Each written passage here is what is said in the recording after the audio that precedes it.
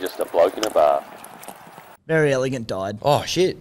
That was my big schmokey for the cup a few years ago. It died. Why'd you have to tell me that right before we hit record? Yeah, Jesus Christ.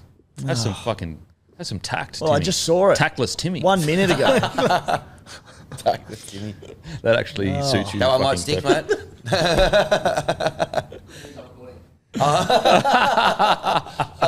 Tactless Timmy. There you go. I'm trying to mourn the death of one of my favourite racehorses and you're taking pot shots. Ballet. So, boys. First drop tonight? Yeah. Is this tonight? Are you guys actually selling this? Yeah, this is tonight. Since when? Look, we'll get straight into it. So anyway, for the listeners that are listening right now, getting some pre-show chat, Tactless Timmy. So this is a huge drop for us, you know, for the show, for the roof, for myself, for everyone. We've been putting in so many, creating content, talking about it I'm talking about it at dinner with the missus. I'm telling the missus at 6 p.m. tonight, 6 p.m. Monday. Every single post nearly says 6 p.m. Monday, New South Wales time, limited supply, international shipping, slightly oversized. So if you're a large, go down to a medium. If you're an XL, go down. Everywhere you look in the bloke universe, you can see when it's dropping. Anyway, Timmy rolls in this morning, and I'm like, mate, talking about this, the kit, and he's like, oh, when's this drop? Has it already dropped? Literally on the panel for the Monday show, doesn't know when it's dropping. Mate, I'm looking down at this very comfortable shirt. I'm seeing bloke in a bar. I'm seeing rugby league guru. I'm not seeing any SC Playbook. The care factor is very minimal. Wow, there we go. Just on top of that, pre-show, mourning the death of one of my favourite horses of all time, 11-time Group 1, a Very Elegant, and they're pot-shotting me. Oh. That's what we've come into this episode. And you know what, Tactless Timmy? You know, he said something that suits him so perfectly. He said, when I said, mate, are you serious? Like, you don't know when it's going to drop. He goes, I get it for free anyway, so who cares? That is Timmy to a T. Tactless Timmy, there he is. He has been, maybe you could change it to Tactless Timmy's sports super coach, Tactless Timmy. That could be your team's name. Tactless Team. It's got 3 T-shirts now. I actually misplaced for Magic Round. I actually misplaced from red and white one, so if you've got a spare. Before the 6 p.m. drop, just reserve one. Anyway, as you know, guys, tonight, huge drop. The CBA could be anything. Class of 24. We've named them. We've sent them out. The boys are rocking them. The shirts are slightly oversized. So if you're an XL, go down to an L. Unless you do like your shirts a bit baggier. I'm usually fit an XL comfortably. I'm wearing a large right now, and I love it. Also, they were going, because these cost more to make because we've improved our materials, our packaging, everything. Everything going forward will be improved. So we were gonna charge $55 because obviously they cost more to make.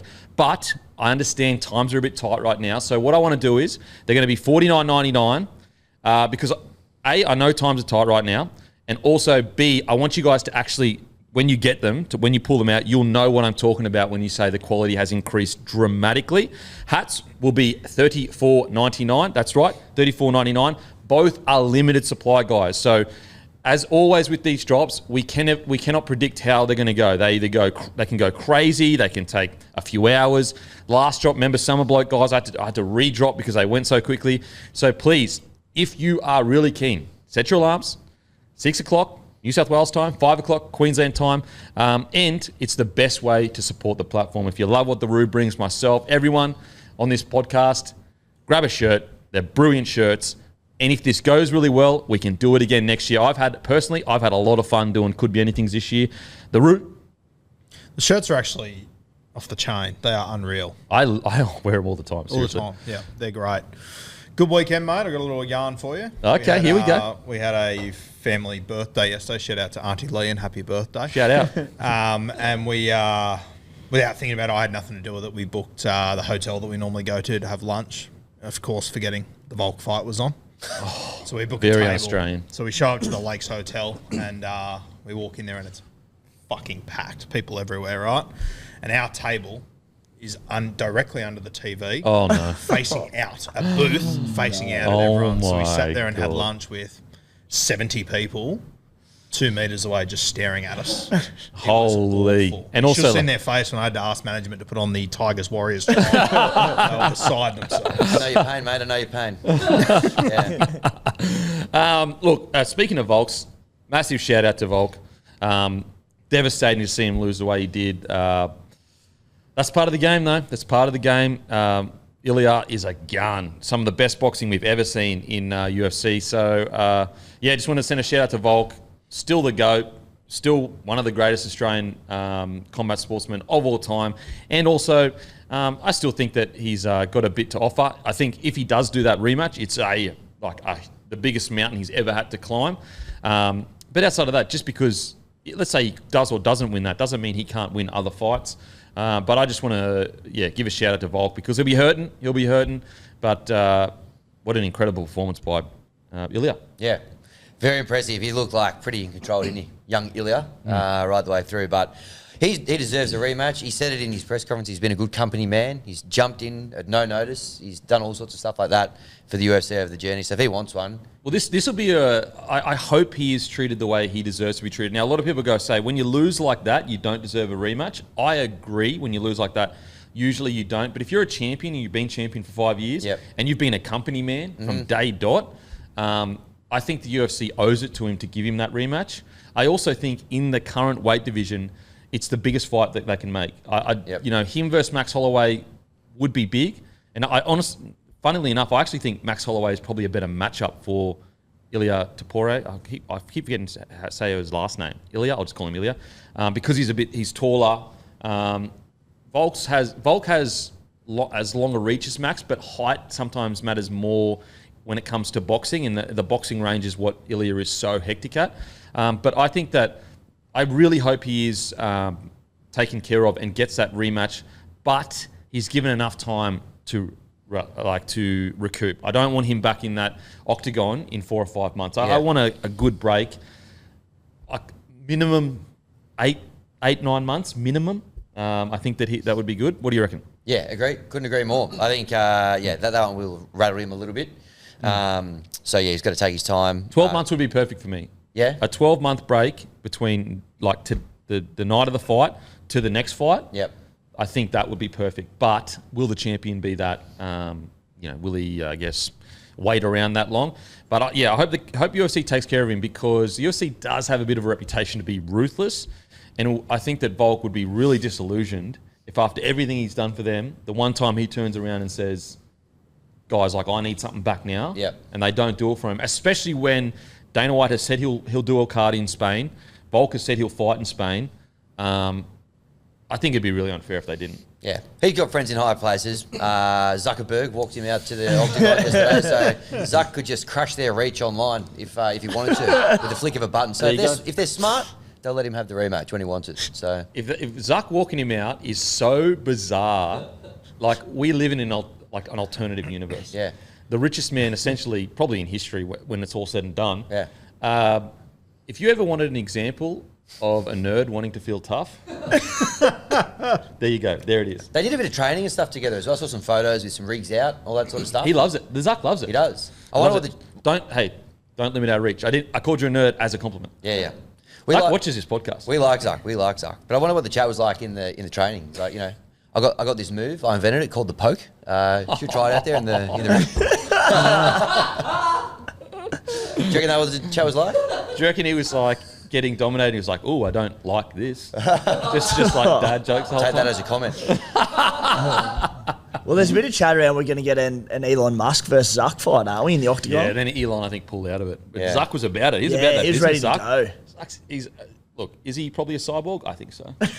We'll find out. And cyborg, not the cyborg that's in the MMA still. Well, there's two cyborgs, girl and guy, an actual cyborg. But anyway, something to think about there. Don't confuse Mark Zuckerberg with the Zuckerberg. That's the first time me not being able to say names has worked in my favour.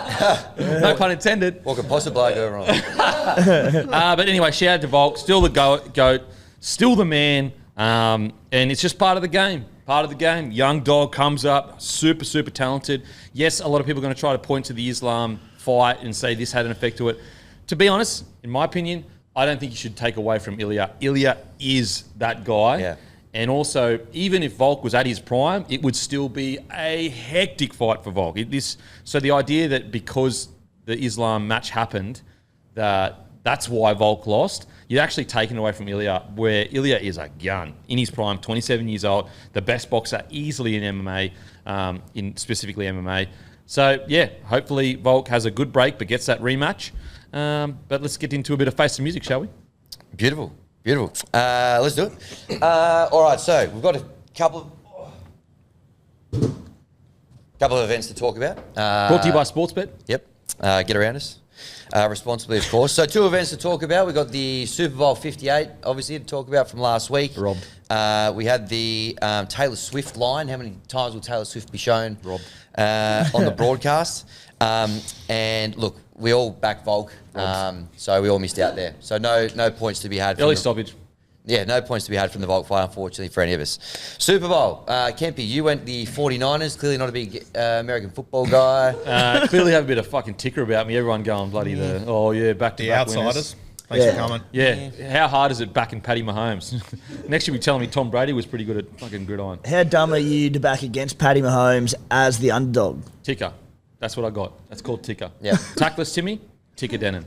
Yeah. Well, didn't go so well for you there, Ticker, because didn't get any points. All the rest of us had the Chiefs, so get around us. Well done, boys. Yeah. Taylor Swift line. Now, when we spoke about it, the line was set at 5.5 appearances on the broadcast. Wasn't it 7.5? Well, it ended up blowing out to 7.5 by the time the game kicked off, but 5.5, and we only turned it on in the last quarter because we were, we're good company men here, like Volk at the UFC. We were doing the show when it was on. Last quarter, I reckon we saw her at least 6 times. So that one went off. Bit more ticker from Denon there. He went unders. So did Matty. The rest of us all went the overs. So Maddie thought she wasn't going to show up. yeah, That's not ticker, that's stupidity. just embarrassing. But doing the unders is ticker. Matty currently in his stupidity era for all the Swifties out there. So the results this week, Rue, Timmy and myself, 2 points, taking the 2, which is good. Matty, 1 point, and Denon, not exactly setting the world alight in the pre-season. Duck egg for you. Yeah, look, I know cricket. Yep. I know rugby league. Yep. Don't know like pop stars and that. What are you boys? Is that what you're experts in? Pop Yeah. stars? Is that what you're going to hang your hat on? Yeah, there's a few gaps. No Sounds one's like a about. guy with a donut next to us. You know a bit about pop stars. How cool. Yeah. Corny. Anyway, a few little things to iron out in your game there, mate. Good year at Face the Music. So that's where we settled this week. Now, next week... Devastated. Lost the pop star face of music. Devo. Yeah.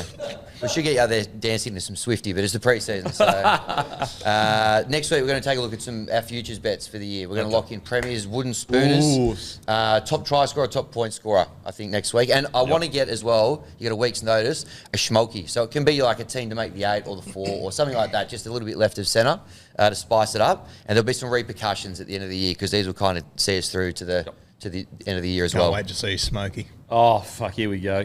Kalen Ponga, top point scorer. Penrith, maybe? Penrith will go all right. He'll go Penrith in the 8. Timmy, Penrith in the 8.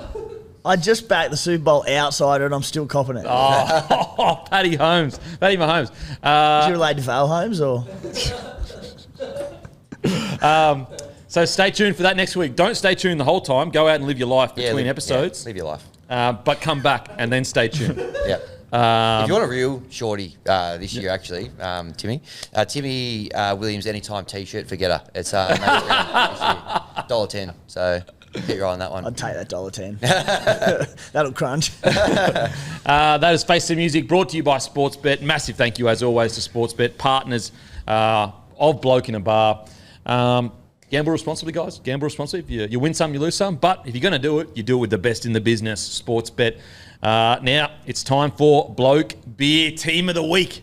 Team of the Week powered by Bloke Beer. Now, the way we did these selections was a mixture of, if Cam Murray or Herbie Farnworth, killed it, Timmy might be shocked going, oh, what a good call by me. Cam Murray played well. But we did it more along the lines of... This is brutal. When did the attention turn from roasting Matty the Waterboy to me? I don't like it.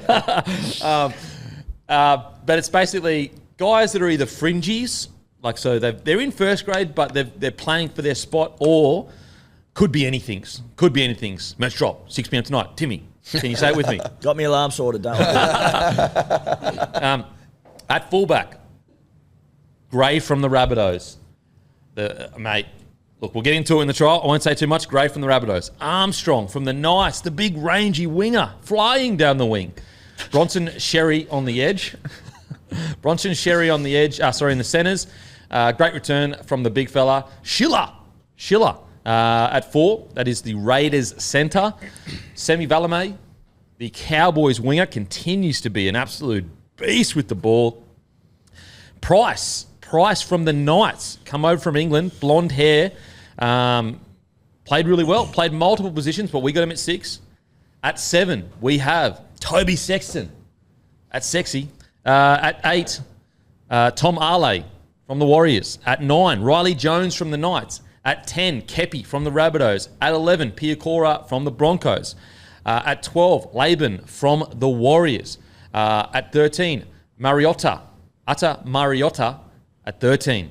At 14, Ben Travojevic. At 15, Hughes from the Bulldogs. Sam Hughes, yeah? Yep. At 16, Hala Sima from the Warriors. At 17, Takura from the Broncos. Special shout out to, who was the centre that killed it, that played really well, that we're forgetting now? Not Farnworth. No. Tommy Talau. Looks in his best nick that I've ever seen him since he come into first grade.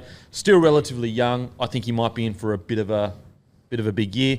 So that is the team of the week, brought to you by Bloke Beer. Get in your local, grab a case of Bloke Beer. It's in every celebrations, IJ Plus Liquor, Liquor Legends, Bottle-O. Beautiful, easy drinking lager. And look, it's the beer of rugby league, and rugby league is back. It is the perfect thing to go into your Bottle-O, grab a case of Bloke Beer, and sit back and watch the rugby league. Now, we're going to get into the rookies. We're going to talk about the rookies when we get into the game reviews. But let's get into the first game review, shall we? All-Star reviews. Indigenous All-Stars defeat the Māori All-Stars 22-14. Look, this game, not ironically, but usually when you think of these games, you think of attack, you think of all the highlight reels from all the legends of the games doing incredible things in the All-Star game. What I was so impressed with, the Indigenous All-Stars defense was unbelievable. I feel like there was a period of like 20 minutes where they were basically on their line the whole time in the second half. Some standouts for me was Hines and Trindle. Hines and Trindle were outstanding. Hopgood was outstanding. But we'll start with the key standout for me from an NRL perspective is I felt that every single Sharks player had a good game, and that bodes well for the start of the season for the Sharks when you've got key players in key positions playing really well. Boys, what do you think about the match? Yeah, I think it's a very good point with the Cronulla halves you bring up. Obviously, last year, Matt Moylan, he sort of just sat in a pocket, got the ball when the ball came to him. And Hines is very ball dominant. And we know how talented Hines is. He's obviously Dally M medalist, second or third last year, whatever it might be. But I think it'll be a strength of Cronulla that they're not so Hines dominant this year. I think they need a 5'8" like Trindle there to take a bit more ball. And I thought he was good. Trindle was outstanding. See, I've always seen that in Trindle. It's just, I think sometimes when you're a rookie, you see it in patches, and it's about seeing it at 80 minutes of footy rather than 20 minutes of good footy, 20 minutes of quiet footy, 20 minutes of good. I was outstanding. Also, we spoke about it quite often, but Hines is really in his third year of first grade as a 7, like as an out-and-out 7, needs to lead a team around. But he is really rounding out his game. Some of his decision was almost the decisions of a conservative 7, where you go like smart kicking game, kicking on the fourth, all these little details that you pick up whilst learning a trade. We're starting to see Hines develop. I think when you look at Hines this year, I think like Supercoach numbers and stats will probably be down in the last few years, but I think it'll be better for Cronulla.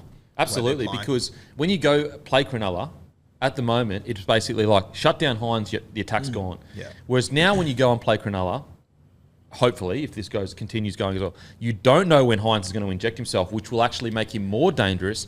And you've got to also worry about Trindle, who is I think he's a really good, made for a 6. I don't know whether, maybe he's played 7 coming through the grades, Trindle, but I think he's tailor-made for a 6 in the NRL. I loved as well, and they only did it a few times. I hope they do it more throughout the year. When they went right, occasionally Trindle jumped into first receiver and then gave it to Hines. Hines has been great the last 3 years, but let's not forget, it was only 3 years ago we thought, fuck, he could be one of the most dynamic fullbacks in rugby league. So I loved him getting the ball a little bit wider too. I think they can really complement each other nicely. Yeah, I love what Fitzy does there with his halves and with even Matty Moylan and Nico last season, just linking them up so often. You don't see a lot of clubs do it these days, and it annoys me a bit at times.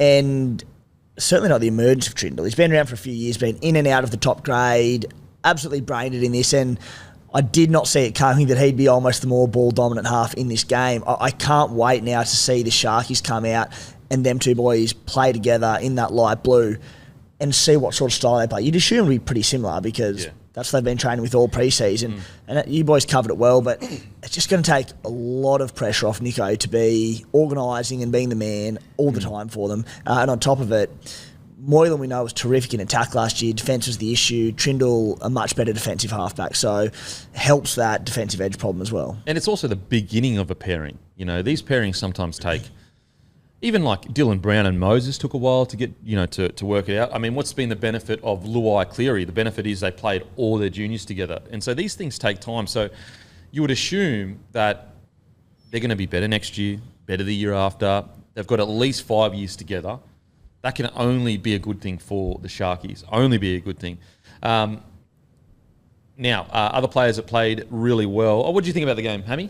Yeah, no, good game. And it's a good point about these two halves.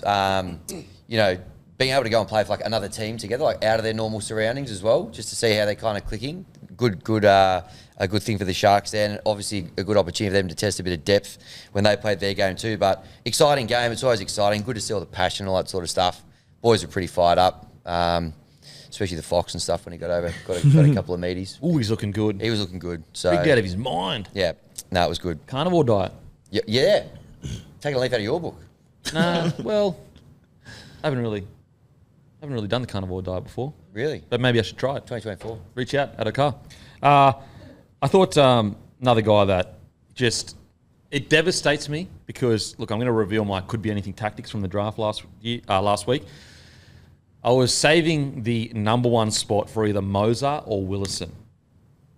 Now, I'm concerned that Willison has developed quicker than I thought he was going to develop, and he'll no longer be eligible for a could be anything jersey next year because, geez, he looks good. Yeah, you don't know what you're doing in recruiting, unfortunately. We're both going to be stuck in the very small shadow of Jai Gray this time next year. But yeah, Wilson was unreal, mate. I'm locking him into your 17 for round one. Oh, he's got to be there. And just the versatility offers, because he can do the tough stuff, but he's got a bit of footwork about him as well, like for such a big boy. And also, he's just got the right attitude. You don't see him slack, or you usually don't see him slacking off. He's usually trying to make the big plays. And that's where, you know, because Payne Haas comes across as such a quiet kind of guy, and I wouldn't say reserved, but he just comes off as a quiet guy. But because even though they're not exactly the same body shape, but they're both quite big and quite mobile for how big they are, what I really like about Willison's development is he's working under Haas, so that, let's say he was working under another big forward that kind of set standards where it was like, look, we're a big forward. We come on, we do the fun stuff, and then we go off. If we miss a couple tackle here or there, we're going to be kept in the team because we do all the good stuff. What I love about his tutelage under Haas is Haas will be saying to him, mate, you don't just get away with being big and mobile. You have to do the little stuff. And at the moment, right now, it looks like that's the attitude Willison has, which can only be a good thing heading into this season. Timmy, what do you reckon, mate? Yeah, he was awesome. You know, obviously lose Tommy Flegler there as the key one at the Broncos. So we know he can come off the bench and do a job, but if you can one-up that and become an enforcer for them off the bench and be that X-factor middle role, look out. The other one, going back to the Raiders, but Joey Tarpany. There was a lot of reports coming out of the Raiders pre-season that he was just killing it, looking as mobile and fit and strong as ever.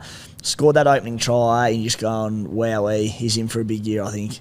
If he was at any other club, every time you brought up the top-tier front rowers, he'd be in the conversation. Definitely. But because he's at the Raiders, like, put it this way, we talked about New Zealand versus Australia, and we, celebrated, rightly so, we celebrated Fisher Harris and Leota, rightly so. The best forward on the field was Tarpany that day. And it's not even, and that's a fact. That's a fact. That's how good this guy is. We're talking about a guy that can outplay arguably the best front row pairing ever. You know, you could make the argument Leota and Fisher-Harris are the best ever. Tarpanair regularly is the best forward for the New Zealand side. Mate, he is, when we talk about well-rounded, you could make the argument he's the most well-rounded front rower in the game right now. Has everything that you need. Super strong in contact, incredible footwork, can ball play if he needs to. He's got a motor on him, heaps of ticker. He's unbelievable, Tarpanair. Yeah, we know it's a bit of a running joke, like players that the Newcastle Knights have lost, but geez, he's climbing up that list rapidly. Imagine if they still had him. God. Crazy. And what I love about Tarpanair's journey is there was a period there where you're going, is this going to be a guy with a bunch of talent that just doesn't seem to just click for him? I mean, it was only 2 or 3 years ago. It looked like he was gone from the Raiders, like genuinely gone. Was it even that long ago? Nah, it wasn't long at all. Maybe two years. Yeah, It was not that long ago. Now he's gone to probably in the last 2 years he's been their most consistent player. I don't think I've seen him play a bad game of footy. Joe Last 2 years? No, not last 2 years. Yeah. Yeah, I haven't seen him play a bad game of footy At any level. And also Tarpanair's so good. Even when the Raiders are getting dominated, he still has a good game. That's almost impossible in most scenarios. It takes like a very special player to do that. So good signs for the Raiders. Hopgood, I thought he was outstanding. Yeah, I was actually a bit surprised when I checked his stats. Like he only made 37 tackles. I thought it felt like he was. I know that sounds stupid, but fuck, watching the game to me, it felt like he was in every second tackle the entire night. But there was some really key ones on his line he made that were huge tackles. And mate, the thing that I loved most about Hopgood's game, did you see when Willison scored at the end of the game? It didn't matter. The score was done, and he was filthy, and he was about 5 people away from it. Yep. I love the attitude that he has. He is just all in on everything. Yep, absolutely. And what I liked about it kind of to your point, Guru, is players like Hopgood sometimes, because they have similar amounts of ticker like myself, they can go too hard. I go too hard in the podcasting game sometimes. He goes too hard in rugby league games. No, all jokes aside, they can go too hard sometimes and the quality of their work drops. So they get through a lot of work, but it's not all quality. What I liked about his performance on the weekend was every single bit of his work was quality. And that's the balance sometimes those players. And as I said, all jokes aside, I'm being serious when I say he genuinely goes too hard sometimes. Reid Marnie had the same issue coming through the grade, and I like the work. Very good note for Brad Arthur to take. He had a spell in this game and came back on. Look, yeah. I said better, but yeah. Hopefully. Because look, I understand why coaches rely on guys like your Cam Murrays, your Hopgoods. I just think the game is way too fast these days. If you can afford to get someone off for just 10 minutes, get him off. And if you are dead set on running with one hooker, my God, give him a spell at some point, Hopgood. Surely. I'm trying to find bloody all-star stats. It's weird. Usually the NRL app is like moves really quickly. Mate, one thing that I wanted to bring up, and maybe I'm being a bit harsh, happy to be shut down if so, but geez, I was really hoping Tony Staggs off the back of kangaroo performance and everything, I hoped he was going to come into this game and have 12 to 15 runs in this game, had 9, the least of all the centres on the field. I look at Matty Timoko, he had 16. Fuck, I just wish someone would grab Staggs and go, you can be the best centre in the world, you just need to get your hands on the football. What are your thoughts as a Broncos man? Yeah, I'm coming to terms with I don't think he'll ever be that player. It's just not going to be it, is he? It's just not going to be that. He's going to win you games. He's going to have massive moments, which is okay as long as you have another centre or outside backs that pick up the slack from that. If put it this way, you put Tony Staggs in a team that struggles, he couldn't afford to do that because he's just so good. Whereas in the Broncos, as long as the team plan is, all right, Staggs, you don't have to do 15 to 20 runs a game, but when the big moments come, you've got to nail them, and other outside backs are going to get through that work. That's when you go, okay, that's fine. And Wayne Bennett used to do it all the time. He would have, one edge that was almost really defensive-minded, another edge, when we need points, we go there. I think, look, maybe I'm making excuses for him because, and look, it might be the same as, oh man, I can't believe I'm forgetting the Parry Eels winger's name. Freaking huge. Sivo. Oh, unbelievable.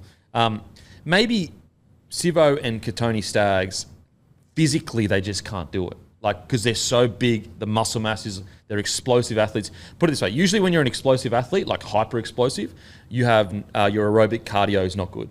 That's why when we see guys like Haas come through, you're like, what the hell? Yeah. Now, maybe Tony Staggs is so explosive that his aerobic capacity isn't like Herbie Farnworth, who is less explosive, but obviously crazy. He's still strong as shit, but you know what I'm saying? So maybe that is the case, but it's just a matter of the Broncos have to have a game plan that suits that style of play. Otherwise, he's just going to have to find a way to get those 15 carries in. Yeah, and I don't want Katoni to have 30 runs a game. I just want him to get to double digits every week. Oh, I'm with you. Like I'm with you. Like I'm not sitting here pretending like wouldn't want Staggs to do that. Yeah. I just think we've been saying this for like 3 years now, I reckon. Yeah, and I just don't know whether he's going to do it. He just sits there and waits for it to come to him. And when he does, he's such a freak, he's such a beast with ball in hand that he does enough damage to sort of avoid any criticism because he's such a talented footballer. He just never goes looking for it. Like, find ways to utilise him, and we've spoken about it time and time again, but bring him under. That we saw what the Dragons did with Jack Bird, and he made that awesome line break coming in underneath in the midfield. Get Katoni doing that. Like, bring him into the game. Yeah. If he doesn't want to go looking for it, force him into it. Yeah. And I think it might be because at the Broncos you could make the argument it's a game plan thing. That's why he stays out on his centre. But because you see it happening in rep footy, you go, okay, maybe it's more of a Staggs thing saying, I'm a Ferrari, I'm not I'm here for the big moments, I'm not here. Someone else that's less... Because the problem is this, is like the argument that you could make from Staggs' perspective, or not even Staggs' perspective, but from a perspective of someone that is pro... it's almost the Latrell Mitchell argument at centre. Latrell never had 15, 20 runs when he was playing centre. Yep. But you'd spin him the ball, he'd win you the game. Now, Tony Staggs is probably a step below Trell in that regard. But do you want your strike centre gassed in the big opportunities? Now, the argument against that is like, well, Herbie Farnworth is good to go, pretty much all the time. But I don't think it's going to change. I think Guru nailed it. All right, gone are the days, we've spoken about it 2 years on the trot, saying, we'd love to see him having 15 plus runs a game. All right. He's not going to get to that, and that's fine. He doesn't have to, as you said. He's a different style centre to someone like Herbie, but get to double digits. Give me 10 plus each week. I agree with you there. I agree with you. Look, if I was his coach and I was coming from the perspective of he's our weapon, I'd say I still need at least 12. Yeah. I'd still need at least 12 from you. And look, if we play that game and you have 12 to 15 runs and a moment comes and you're gassed, we can talk about it then, and I can say, you know what? You're right. That's not your forte. Blah blah blah. They're professional athletes. They train all the time. He sits on his edge. He'll make 10, 15 tackles a game. If you're having 12 runs a game, you should be ready to go for that big moment. Yeah, I just think back to my time, and there were periods where like I might have, 12 to 15 runs, and there are periods where you get fully gassed. Like if you take a run, it's just a shit run. And Katoni is much bulkier than I ever was. I was small, so... But then you look at a guy like Toto, and he's just fucking churning through runs. So, yeah. I would like to see put it this way. If he gets through the season and there's a minimum kind of average of like 12 to 15, I would love that. I definitely don't need any more than 15 from him, though. That's when I think you're going silly. Yeah, no, and that's completely fine. But I think that 12 is the magic number. Like, I'd love to see... Madge challenge him and say, hey, I need you to be taking 12 if you're going to be in the rep arena with us. Because that's what holds me back from picking him as a blue, to be honest with you. Because he doesn't do work coming out of his own end. Yeah, it's fair. Who else? Josh Kerr. I thought the front row pairing, Kerr and Mitchell. Kerr was outstanding. Mitchell, how much has he improved since he's come into an NRL system? Great signs for the Rabbitohs. They've almost gone from a side that if you had a weakness, it was their forward rotation to if all their boys are playing well, it's one of the stronger rotations. Yeah, if you think Shaq's in that system because of his last name, you don't know what you're fucking talking about. Mate, he's got something about him. And I think he's the kind of player that is just going to get better and better each year when he hits his like... How old is he now? Is he what? Is he Charles' younger brother or older brother? Older, so he'd be about 28 now? 27. So I reckon when he's the type of player, by the time he hits like 30, that's when his peak will be. But I thought he was really, really good on the weekend. Really good. Josh Kerr did the same thing last year in the All-Stars game, came out and killed it. We've always liked him on this panel, and I hope he comes out and plays a big role for the Dolphins and Brains this year. They've got so much forward depth, so he's going to have to win that spot.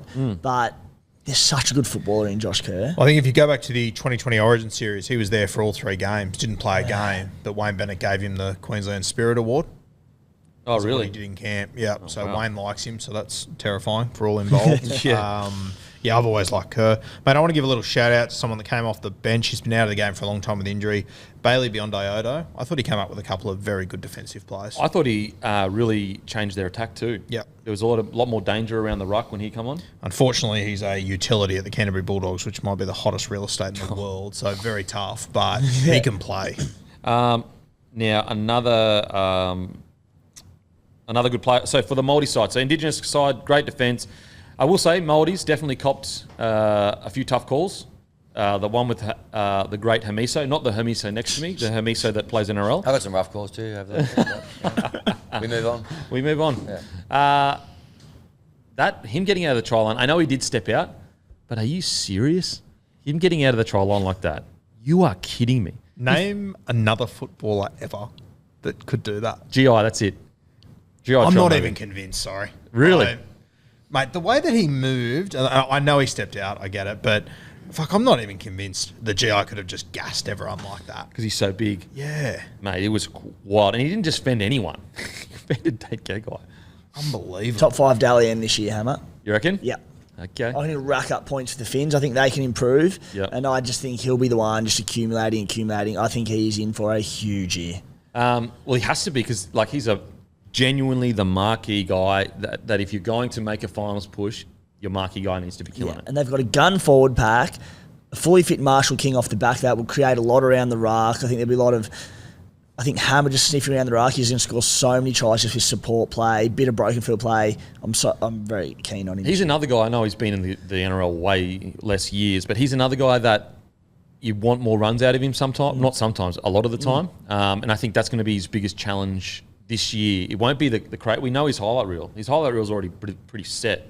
It's like, mate, as a fullback, you're looking at nearly a minimum of like 18 runs a game. Minimum. And if you're not getting to that mark as a fullback, especially Hammer because of his speed, I just want to see him supporting through the middle the entire game. The entire time. Anytime there's even a chance of an offload, he's there.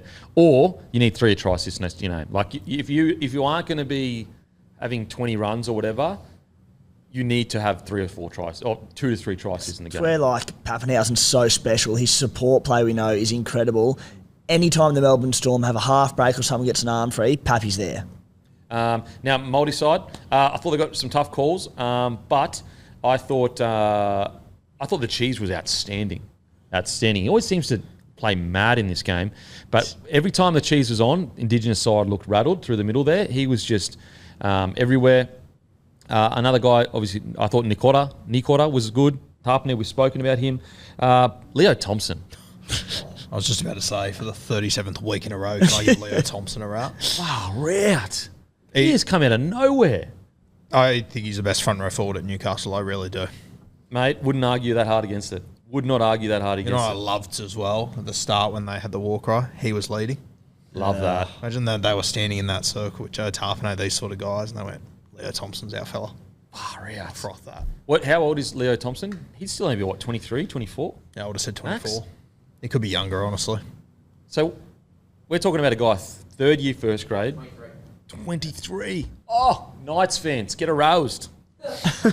So he's 23 years old. He's already played in a record win over the Australian side. And I say it every time, but metres per minute, literally the most on the field that game against the Australian pack. Comes out in his next big game, the All-Star game, first game of the year, kills it. I tell you what I would be doing if I'm Knights, though, is, geez, I'd be trying to jig that salary cap up because clearly the Saifidi brothers would probably be on the big coin. There'd be a lot of clubs sniffing around Leo Thompson. How long's he re-signed for? With pretty big cash too, because what do we always talk about? Front rowers are so hard to come, like damaging front rowers, very hard to come by. Really, I'd love to know how long he's signed for, and then also, I mean, we're never going to know how much, but surely he'd be on unders compared to what his trajectory looks like it's headed. For sure. Yeah, I'd be looking at. I'd honestly, by round 10 this year, if he's continued this, I'd be looking to extend if I'm the Knights. I think he's got a huge future up there. Yeah. 23. He's only really played 1 year in the front row. He come on basically as an edge back rower. I thought he was outstanding. Anything else, the Māori boys, guys? Just your boy, Jackie Howarth looked all right. He did. 43 minutes. Yep. Good, strong ball runner, isn't he? No missed tackles. Mate. Reminds me a lot of Angus Crichton, sorry. Yeah. When he first started. The talent's undeniable. Yep. It's there for all to see, isn't it? It's just like little, like he'll do this like a crazy throw out the back or something, like little tiny parts of his game. But you can see that there's a bloody good edge back roller there. The plot just thickens again, doesn't it? Like if he came out and played average, you'd be like, okay, I get it. Yeah. But then you see what he can do and you're like, fuck, what's going on here?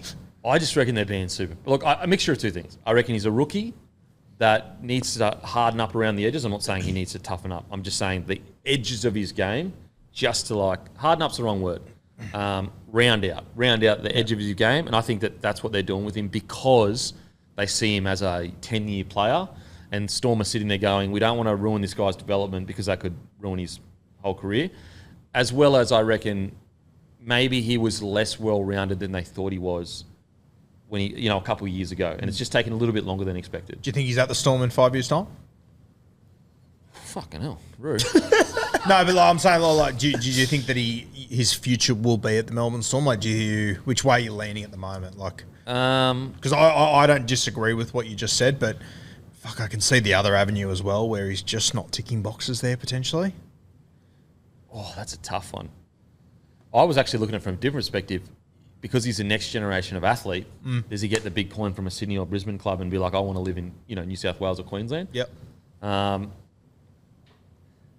Look, if he delivers, I think he does stay long term because Storm, they keep their man usually. Yep. What's crazy is when they lost Tino, there wasn't a big hoopla about it. Looking back on it now, it's massive. It is huge. They lost Tino because. Imagine that forward pack with Tino in it right now. You just slot them into your top two every season if Tino's still there. Seriously, that forward pack with Tino in it. Wow. And I know, and look, Storm fans, I know you're all sitting there going, well, he was offered, massive coin and all that kind of stuff. So I understand that. But if I remember correctly around that time, they had Dale Finucane and Cheese as their kind of 13s. Yep. And I think they set aside money for Cheese and they let Dale move on.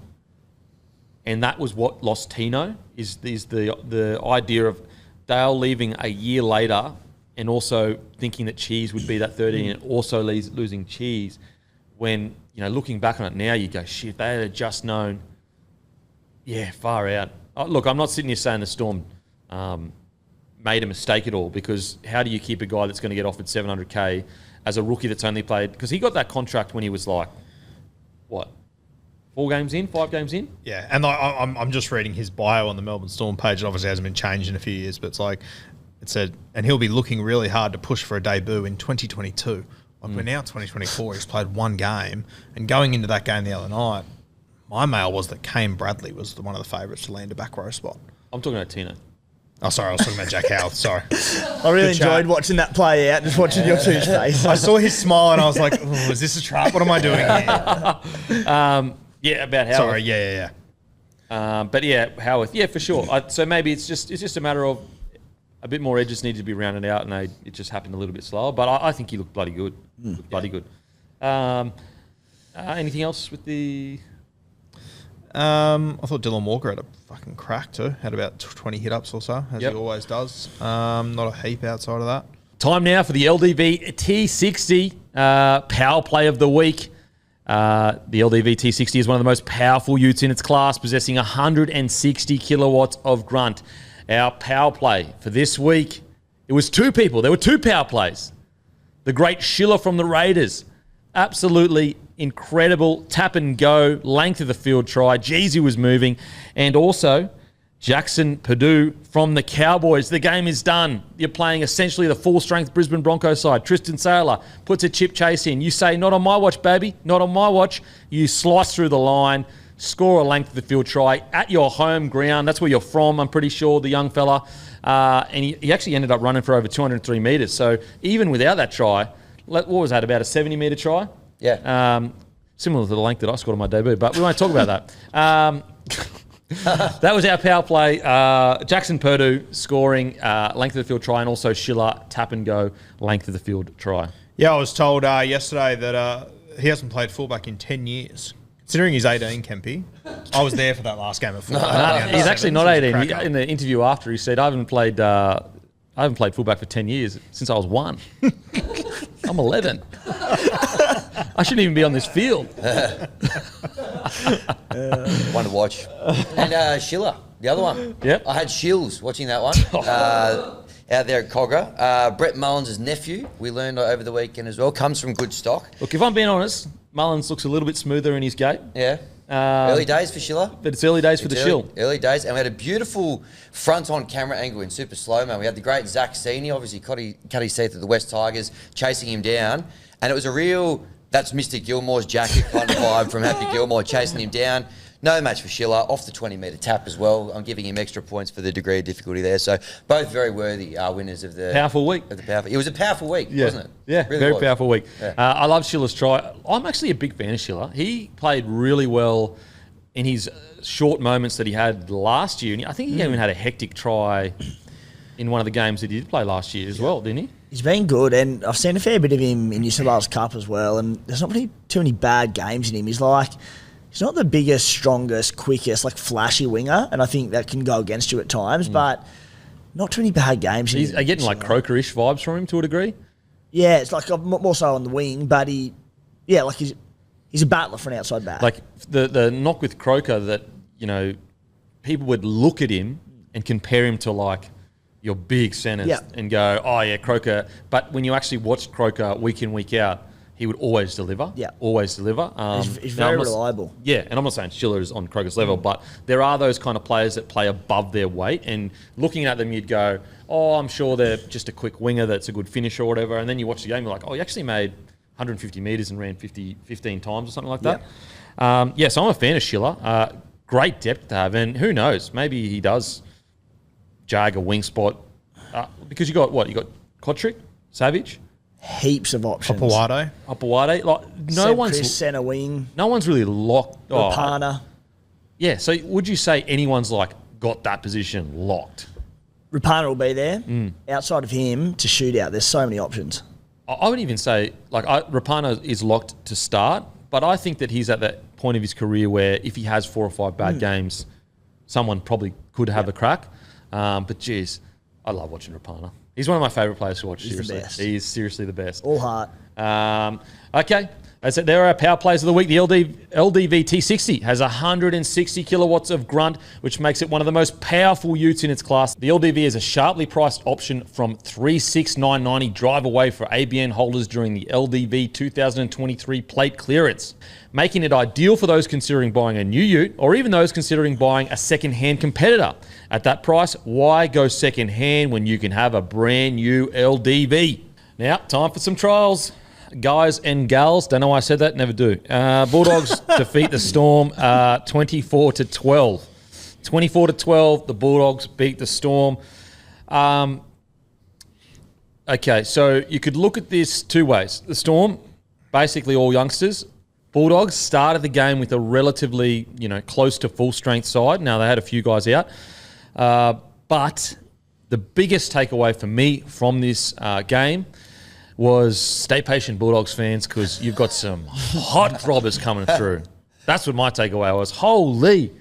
I knew they had some young guns coming through, but it's one thing to have young guns. It's another thing for nearly every single one of them to stand out in a trial. I understand it was against Melbourne Storm, younger side, but look at some other results that happened this week. For a period there, the Cowboys were hanging with the Broncos. You look at the Dolphins, the Titans, trials aren't just easy to stand out in. You have to be a quality footballer to stand out in them. And for the Bulldogs, honestly, literally make your pick of the 1 to 17 that was on there in the last 20 minutes. It was really, really good.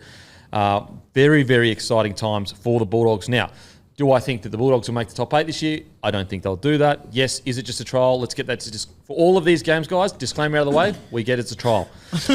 This game in particular, though, was the Super Bowl for it was a trial guy Yeah. in the comments. There's not Super allowed to be himself. one person in comments that says, yeah, but they did it against a reserve grade team. We get it. We get it. We can only work. And also, then you could make the argument, well, how come not many people stood out in the last 20 minutes for the Storm? That was, anyway. There might be 1 or 2 exceptions to that disclaimer, but we'll get to those games later. Yeah. As you were. For me, I've already spoken about them a little bit on Friday's podcast, but I'm just trying to get it up here. Firstly, I really liked Salmon at 13. Yeah. Really liked Salmon at 13. I mean, Curran for me was a lock there, as in, no pun intended. That's good, Jim. But Salmon, like when you take a step back and go, well, hang on a sec. Salmon can play 6, played edge back rower, gets through all the tough stuff, got a good motor on him. He's almost made for 13. Now, I think Curran's probably still got the jump on him, but I like Salmon at 13. I was looking at the team the other day. I think I would have Curran at 13. I think I would have Salmon at jersey 17. I think I'd bring Kickow off at about the 60th minute mark and shift Curran out there. So he plays the full 80 and get Salmon in there because, mate, he was incredible. But that, what will put a spanner in the works, well, for me anyway, personally, the best player on the field, in my opinion, I don't know whether it's Katoga or Katonga, but it was Katonga, number 11, which is an edge back rower, formerly of the Tigers fame. Another one we let go. I thought he was outstanding. And so that's where I was speaking on Friday. I was like, do you carry Katonga on the bench, bring Kickow off, put him on an edge? But then if you do that, you obviously can't carry Curran and put him, Curran and the Salmon situation. I think Salmon brings too much to not pick him, and I think that they're just too short on middle forwards that they'll have to go. I don't think he'll make the side. Yeah, that's a good point. Because they'll have... Oh, man, I liked him, though. I really liked him. They'll have the K-Man, Kurt Mann, as 14, doing the exact same thing. Yeah. 13, can cover 5'8", can cover fullback. Oh, that's I really liked what I saw from Katonga. Maybe it'll be like a mid-season thing where he can fight his way into the side. I reckon it'll be build up some reps, New South Wales Cup, because he was devastating, wasn't he? In defence, Oh. he was so good. And we always talk about attack, and don't get me wrong, he was still good in attack, but look at a guy like Kaufusi. Kaufusi built his name on his defence. Like, he built his name. It's really important, especially when, Serraldo, that's his biggest... he built defensive systems, Serraldo. Like, that's his biggest weapon or biggest arrow in his... Arrow? In his Feather in his cap. Feather in his cap. Yeah. Bow to his arrow. String to his bow. String to his bow. There you go. We got there. We got there finally. It's a trial, guys. It's a trial. Yeah, so maybe it's going to be mid-year, but yeah, I think he is. I really like what I saw from him. So you would start Curran then at this stage, 13? 13, yeah. Have you seen enough for him ball playing at 13 to warrant that, do you think? Yeah, definitely. Okay, where at? Warriors, Wyong, been watching him for years. He's a 13. He's a 13 out and out, you so, reckon? Yeah. Okay. He's great on an edge, but I think for this side, I don't think that they have enough stock in the forwards to start Salmon there. I think it has to be Curran. And then, all right, and then bring Salmon off maybe in the middle sometimes if he has to. Yeah. At 13 sometimes, push Curran to an edge. Yeah. It's interesting that they will have Kurt Mann too. I didn't think about that, but that makes sense. So do you need a bigger body on the bench than Salmon, or what do you reckon? Probably, I don't... Yeah, that's what I mean. They serve the same purpose. Yeah. A ball playing 13 that can cover positions in the back line and in the spine. I don't see why they need him, and that's so unfair. Not unfair to Salmon, but so unlucky for Salmon because Kurt Mann to play the same role. And I actually really like Josh Curran on the edge, but you're right. For what the doggies need middles. Yeah. They don't need edges. You just mentioned Katonga, who looks like he could hopefully break through at some stage this year. Kick out. Jacob Preston. They're not going into the middle. So Curran's got to be a middle. Am I crazy for leaning towards Salmon over Kurt Mann potentially? I love the K-Man. I'm such a big fan. So do I. I guess it depends on what your priorities are. Yeah. You know, if you want a bigger body in the middle that's defensively going to be probably more sound. Man can also, like, we've all sort of said we don't want Reid Marnie playing 80. I'm not saying Salmon Can can't Salmon slide play in. 9? I'm sure he probably can. He can play every other He position. came through as a halfback. He'd be fine. He'd be fine, but K-Man has started in the NRL as a 9. He's a great ball-playing lock. He can cover fight. That year, a few years ago, the Knights killed it, and he had probably his best year at 5'8", Kurt Mann. He can play fullback. I think he is the man for the job. But then do you think, nice Timmy, Thought I'd get in on the action. Hammy didn't laugh, and he nearly lost it at yours before, though, so I'm like, yeah. it's all about delivery, Timmy. Oh, yeah. Mine was a bit too easy. That's why your name's Tackless Timmy. Yeah. Sorry, boys. It depends how you look at it, though, because you could say, yes, he is more versatile across the back line, but then you could say Salmon is more versatile across the forwards, and also he's a bigger body. So the first He wouldn't be a contact- heap bigger, though, would he? Oh, I bit think taller. Salmon's substantially bigger, I reckon. Yeah, I reckon he's bigger. Substantially bigger. Could you get Salmon and Kurt Mann's heights and weights up? And so if I'm a coach and I'm going, okay, I want my middle to be just so rock solid, so tight. And not just, I'm not saying that Kurt Mann misses tackles, but he's not going to win the first contact as often as Salmon is going to win the first contact in the middle there. And so if you're looking at it from that perspective of, I want a bigger body in the middle there so that we don't get roll-ons from, losing the first contact, there is a chance he sneaks into that 14 roll. He could, and I wouldn't be against it, and this is no knock on Salmon, but this is also a one-game sample size in the middle in a trial against a reserve-grade Storm side.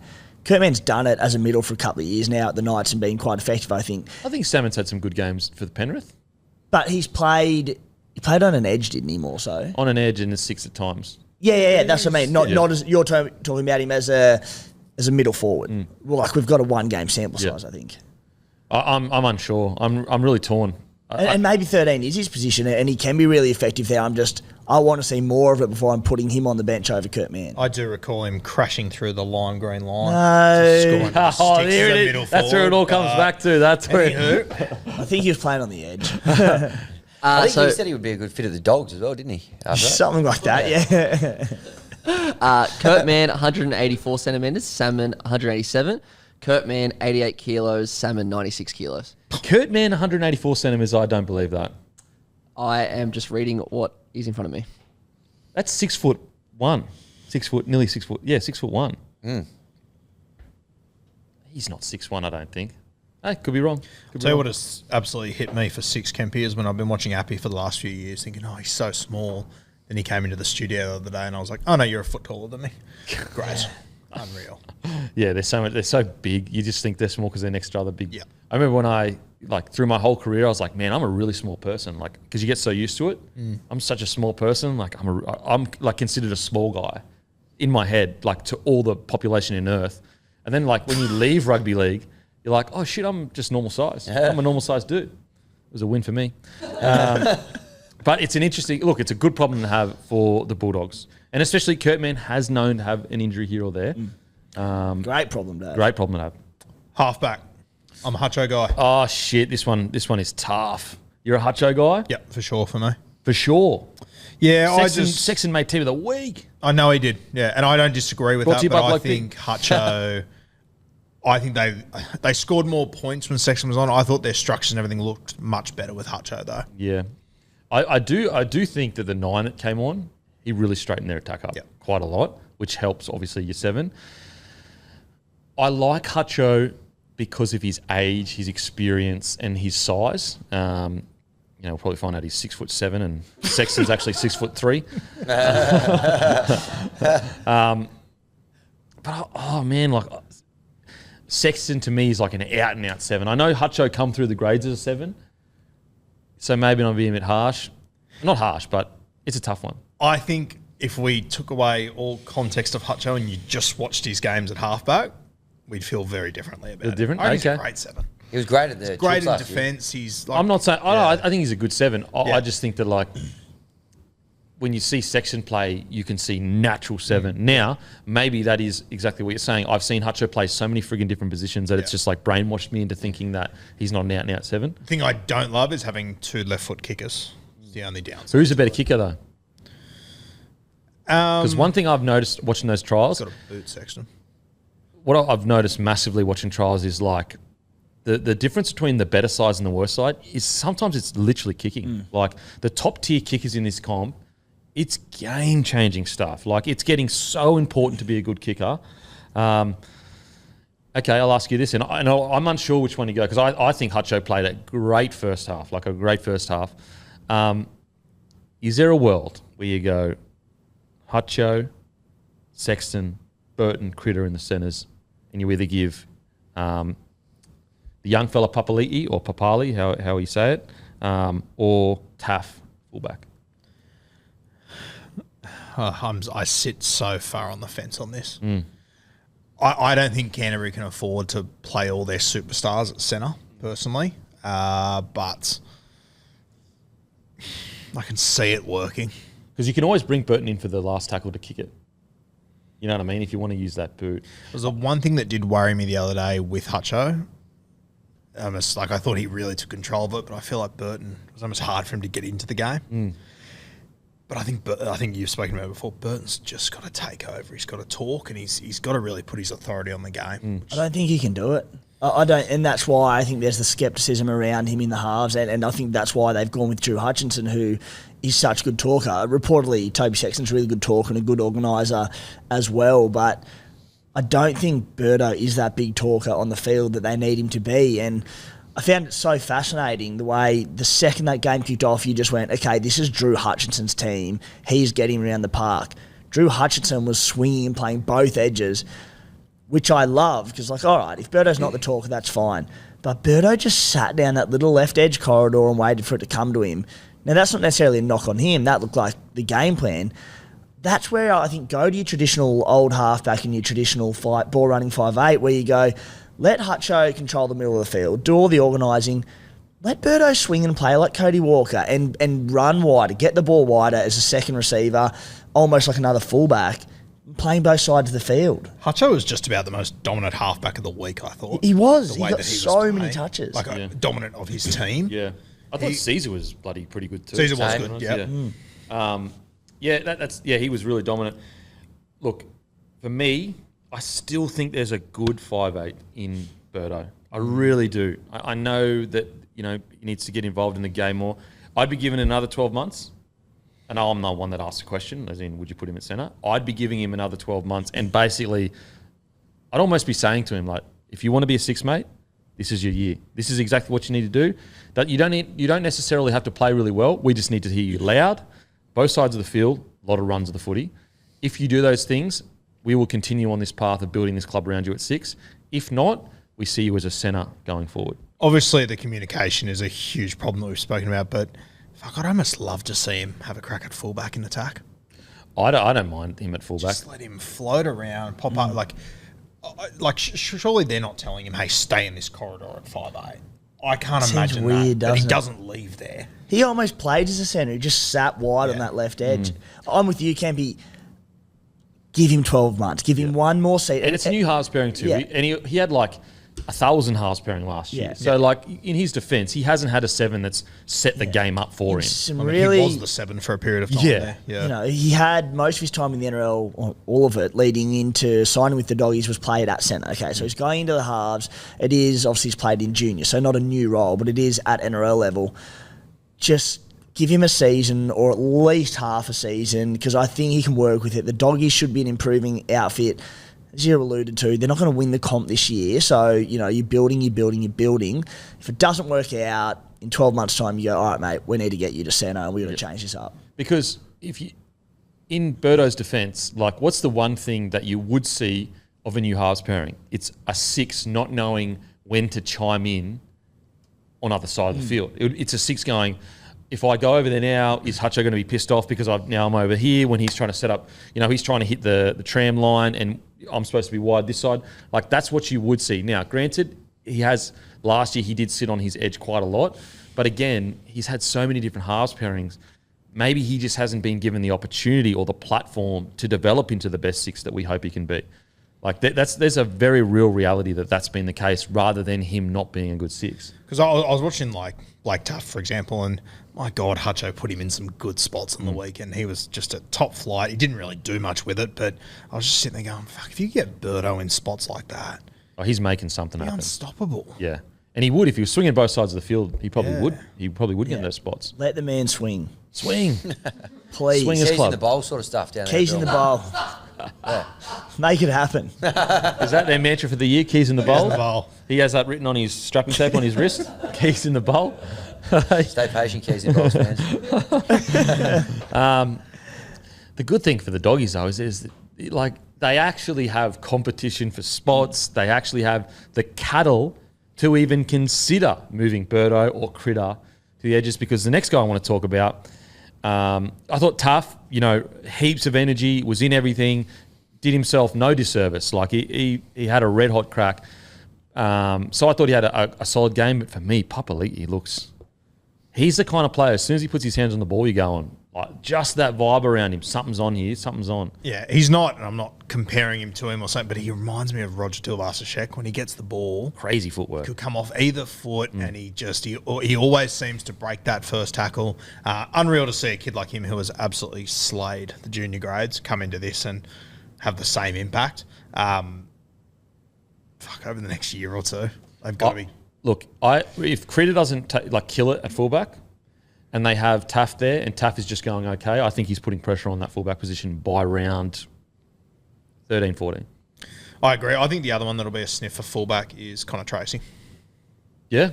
He's played reserve grade there. I really like Tracy. I'm not sure if he's going to be in the team. What do you're a centre, don't you? I think he'll play centre. Yeah. But Sherry was also very good. And Sherry, out and out And centre. if is Connor Tracy available for the next trial? As far as I know, he is. I'd be giving him a shot at fullback. At fullback? Yep. Well, there's just so many moving pieces, isn't there? If they Yep. do want to play Birdo at centre, which there's been genuine talk of, and then do they want to put Sherry straight back in? Do they want to give Critter a crack at fullback? There are so many different moving pieces. With Sherry, I'd want to see 5-6 games in New South Wales Cup just to get the match fitness, the timing back.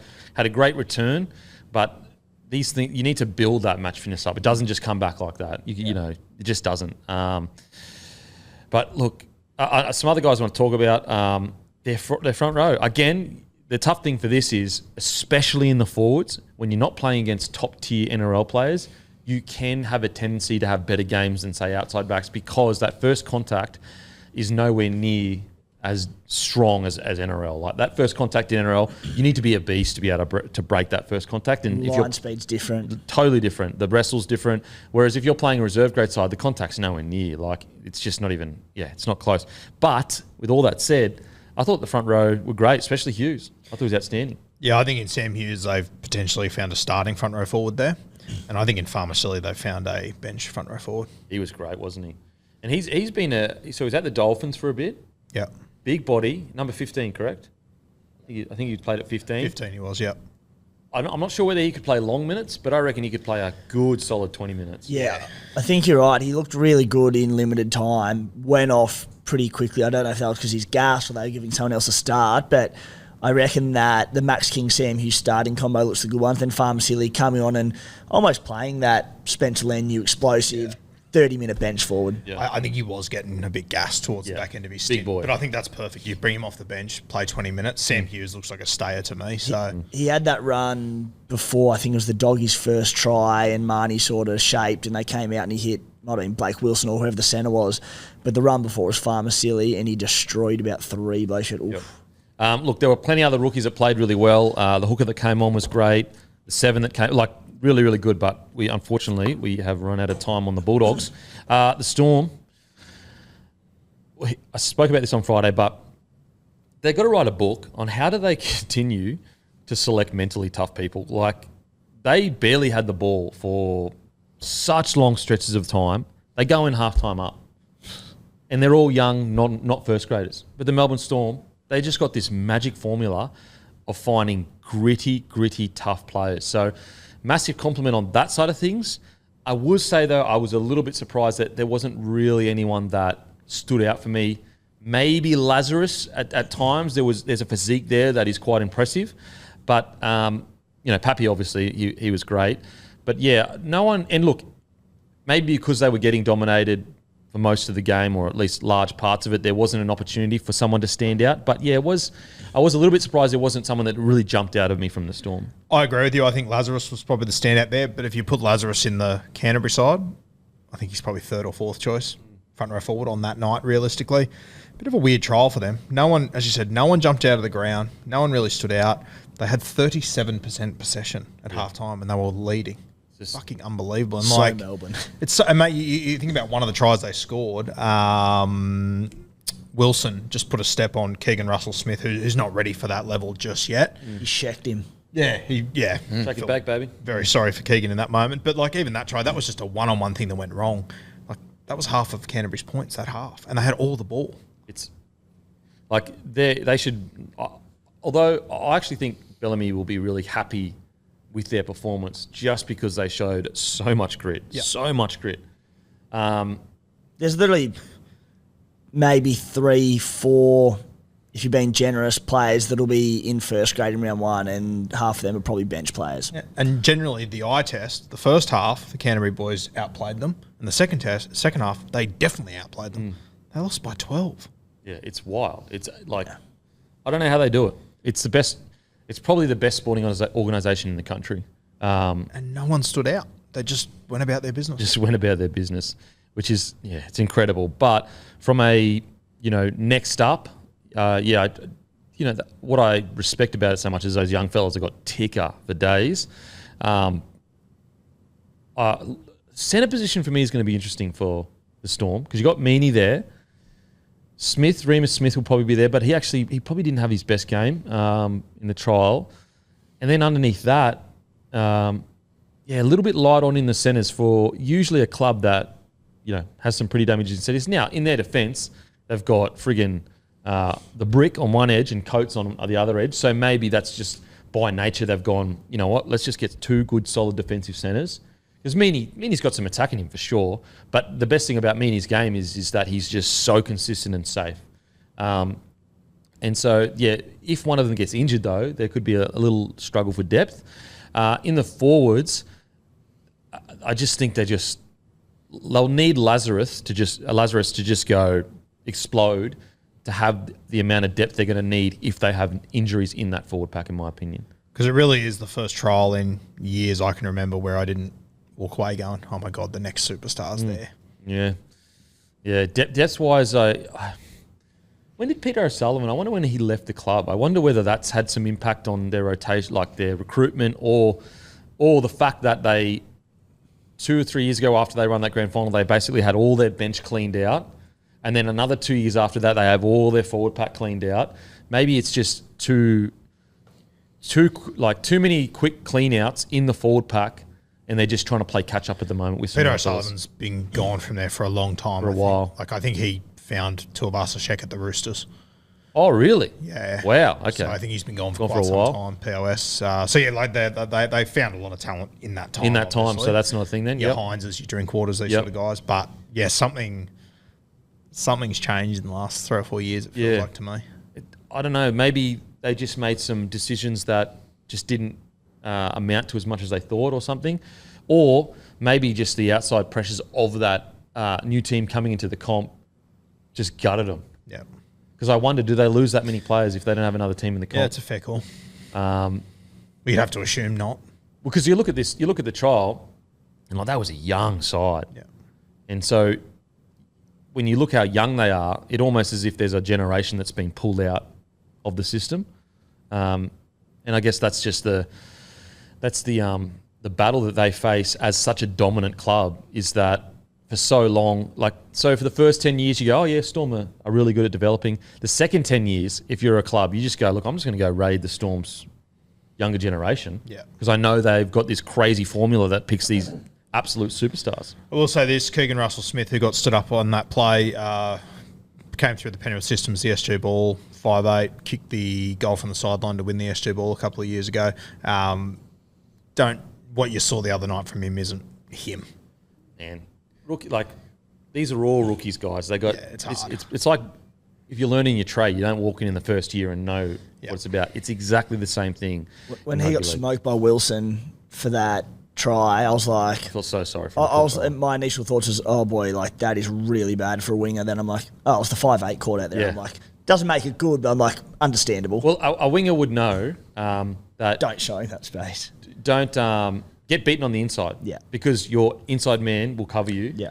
Never get beaten on the outside. And you could just tell Keegan was going, oh, there's no way he'll go outside me. Yeah. That's just experience. Yeah. You just got to make the call in your head. If I get stepped and look silly on the inside, who gives a shit? Yeah. Wingers are in that situation every game. Yeah. He's probably been in that situation very rarely.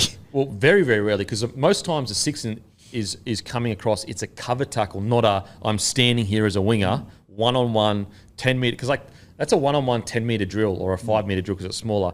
That's a winger's bread and butter. Like that's like, oh, thank you. Especially coming up against an NRL quality winger for the first time in Blake Wilson. And also, Wilson, gun. He's love so him. good, hey? I fucking love him. He's so deceptively, like, you know, he's actually 6'8", but he looks 6 foot. He's so deceptively big and strong. You don't expect him to get through, 160, 70 metres. You don't expect him to have footwork like that. The tries he scores, they kind of come out of nowhere. Like, I think he's a bloody good winger. Just to show you on that, Keegan Russell-Smith, like where Isaiah Katoa's at, they were halves partners in that Penrith SG Bulls. No way. So just shows you how far he is. Yeah, far out. Katoa, that's crazy. Yeah.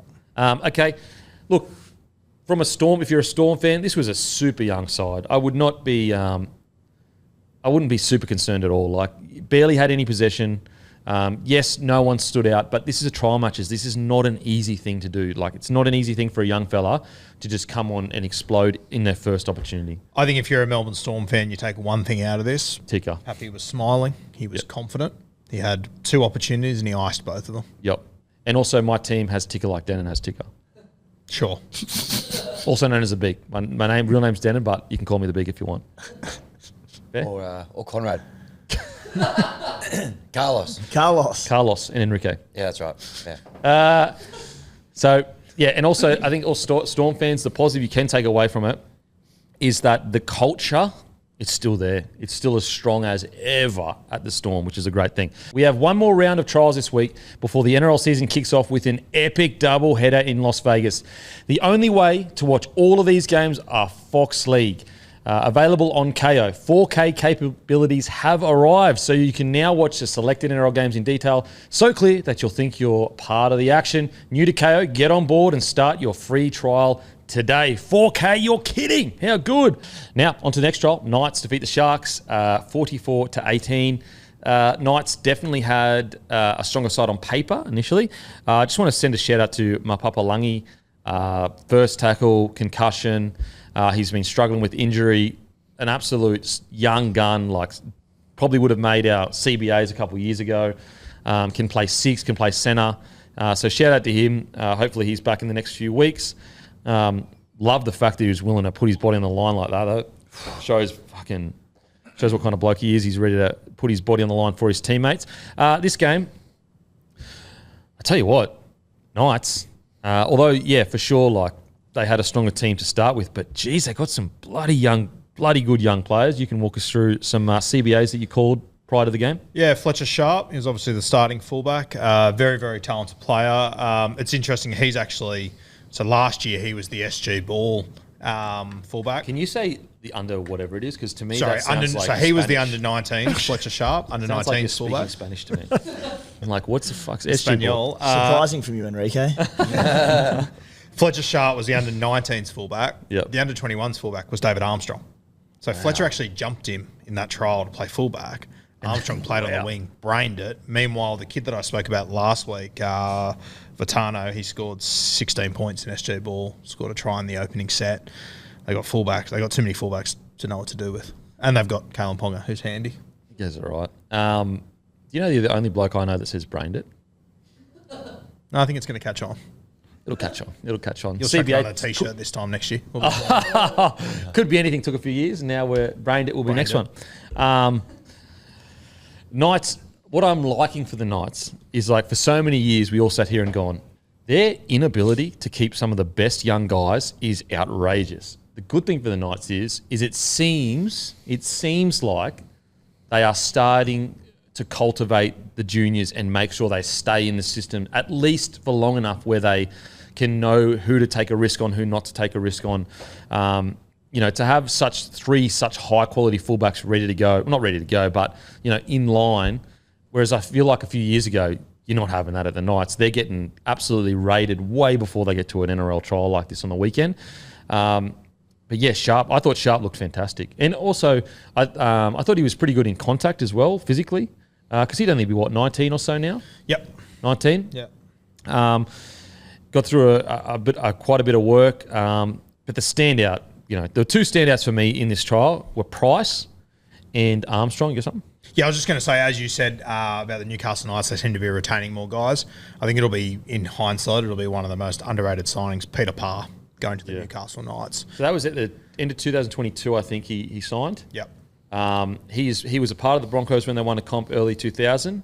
He was a part of all the grand finals that the Cowboys. He orchestrated that Cowboys squad. Yep. Yep. So he knows what he's doing. Yeah, and even from just being out at a couple of Newcastle junior games, he's at every single one of them. Heavily really? involved. He's there it. every week. Yep. Is he like a mentor to you?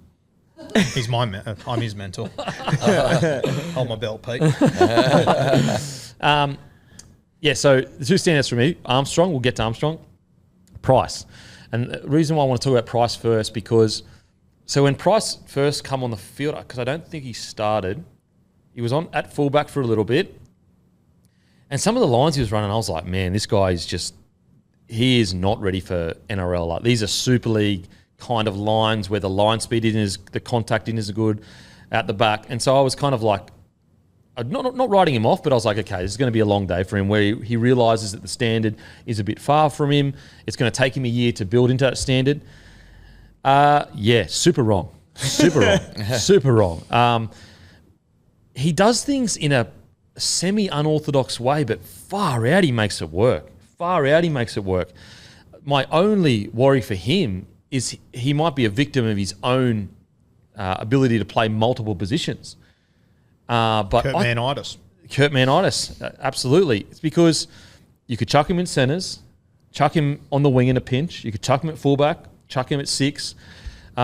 He was outstanding. And again, a little bit unorthodox to a degree, but he just makes it work. Like, even his try that he scored, the step wasn't an unorthodox step, but it didn't look too dramatic of a step, but it made the defender friggin' nearly fall over. Man, for him to be already playing like that in a trial in his first year over here from the Super League at such a young age, pretty exciting. Yep, I did not expect that at all. Neither. No way. He was very impressive. That try that he did score, I mentioned him 2 weeks ago, the kid that threw the offload, Tom Cant, a back rower. One to watch over the next few years up there. Yep. Very, very talented. What do you think? Yeah, so the son of Leon Price, so for anyone who doesn't know, Leon Price was like an English legend, played almost 500 games across the Super League, add the English games in as well, there would have been over 500, so phenomenal feats over there in the Super League. So he comes from great footballing stock. He was just terrific. He looked like such an incredible athlete. He's very quick. He's very crafty. Looks like he's got a good passing game on him. He was sort of playing... He said it was a bit all over the shot where he was playing. He was playing like 5'8", and he went down the right edge there and threw a really nice catch and pass. I think it was a 3-on-2, and put whoever might have been away. He just looks like he had that brilliant kick as well for a try. Yep. He looks like such an all-round player. Obviously, the question mark is he came on and basically did it in the second half against a weak Sharks outfit. So the first thing is, all right, he's got the tools there, but I want to see him come out and do it in another trial this week against a stronger NRL quality side. So he's got the tools. How quickly can he get them from Super League standard to NRL standard? And will he be able to do that? Defensively is obviously going to be one of the big question marks. But this 5'8" battle, the Knights are in such good position. Obviously, So you'd have him lock him in at 6 and keep him there? No, God, no. No, I'm not saying for the Knights. What I'm saying is because he can play fullback, positioning centre. wise, I don't know. I don't know because I haven't seen enough of him. Yep. And they said he's so versatile. He played so many positions in the Super League. I love the look of him as a 5'8". I've certainly still got Tyson Gamble and Jack Cogger ahead of him, But on the small sample size from there and what we've heard and seen bits and pieces highlights-wise out of the Super League, man, he could be something special. Yeah, I'd be putting him in New South Wales Cup as 6 and just keeping him there. He's not taking Kalen Ponga's fullback spot. We are stacked Knights are stacked for fullback positions. And he's the kind of 6 that could go down the Ezra Mam route of just blowing teams apart with his athletic ability. I just feel like he could complement Jacko really well. And I know the big thing is, like, at the Knights, it's get Kalen Ponga good, clean, early ball. And in that sense, a Tyson Gamble is also a good ball runner, a good support player, that works. But I feel like with Jacko being such a great organising half, and you have Price there with the speed, with the good support play, with a bit of X factor, it can take a bit of pressure off KP to organise and create like it. The problem with it being so KP-centric is it can get you potentially into the top 4, maybe top 5, 6. But when you get into those finals games, the top-tier teams are good enough to shut down KP. Yeah. We've seen it with Tom Trbojevic. We've seen it with every team in the top tier. Sharks and Nico. Yeah, can find ways to do it. Or at the very least, like KP, because KP's played Origin and broken teams apart. But so he could, let's say he could play the Penrith Panthers in a grand final and kill it because we know KP can do that. He's incredible. But it's the concern of there's a chance that he might not. And if he doesn't, what do we do? And that's why you need someone else in your spine, at least one, or maybe, at least one that can be a little bit of a game breaker just in case that happens. Because like the Melbourne Storm's tactic, Smithy said what they would do is going into big games, they would basically build the whole game around, no matter what, you will not beat us with your A game plan. So if you do beat us with the A game plan, we have absolutely failed. So if you are going to beat us, it has to be with your B game plan. And I think at the moment, the Knights don't have that. Hopefully he can develop over the next few years and maybe they create that. Can I blow your mind on Will Price quickly? It's 2024 right now. He debuted in 2021 in the Super League. What year do you reckon his dad retired? Oh, I can nearly get this. I'm going to go with 2015. 2017. So he debuted 4 years after his dad retired. Yeah. Holy God. Unbelievable. The price is right, bitch. They've got the Storm in Fiji this week, who you'd imagine the Storm will send out a near enough full-strength team as a proper trial.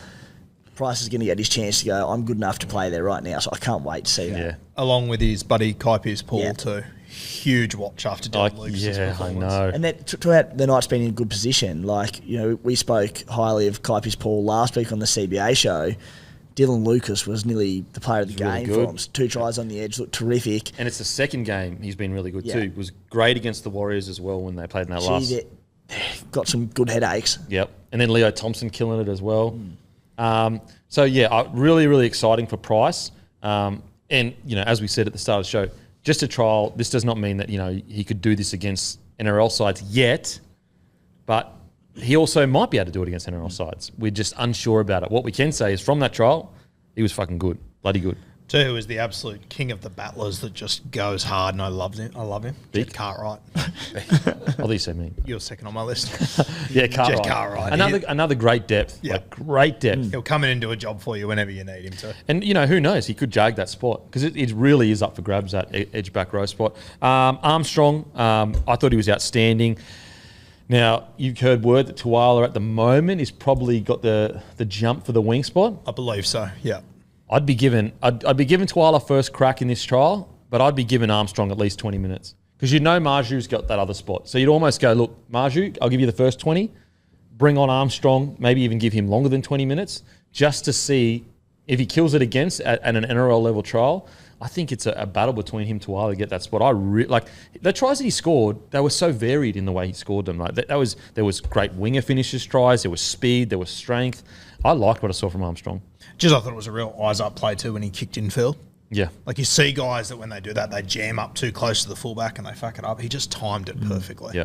Even like the little one where the offload that kind of fell out the back, I think, and he scrambled with it and reached out. That's a winger's try where, 8 out of 10 wingers just don't make that happen. But he made it happen. That's what you want. And I could be wrong, but over the last 12 months, I have not seen him play anything but fullback. So it's not like that's a usual position for him as well. Wow. And like on the wing, the more reps he gets, like they were saying he was quite small. I felt like he was a quite tall, rangy. He seemed tallish to me.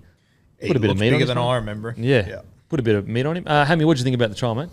Yeah, well, plenty of points out there. I was going to say the real thing that stood out to me about this trial was this is where I really knew footy was back, because Cam McGuinness went off the field in the first 5 minutes, got his head taped up and went back. It got straight back out there. I was like, footy is back.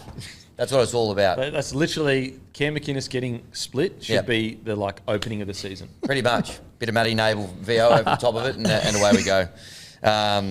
No, the good signs, like definitely there's some exciting depth there for the Knights. I don't know how they're going to fit them all in. They're just so stacked in the halves and stuff now. I thought Cogger was quite good. I know in the green room you were saying he combined better with certain players than others coming in today, but I don't know. I think that's a good headache to have, and I wouldn't be surprised if he squeezes one of these other boys out at some stage. Yeah, like I don't know how he would combine with Hastings, because I feel like they're so dominant, both of them, and so that's the strange situation. Like he probably played a little bit better than Gamble, even though I thought Gamble played well.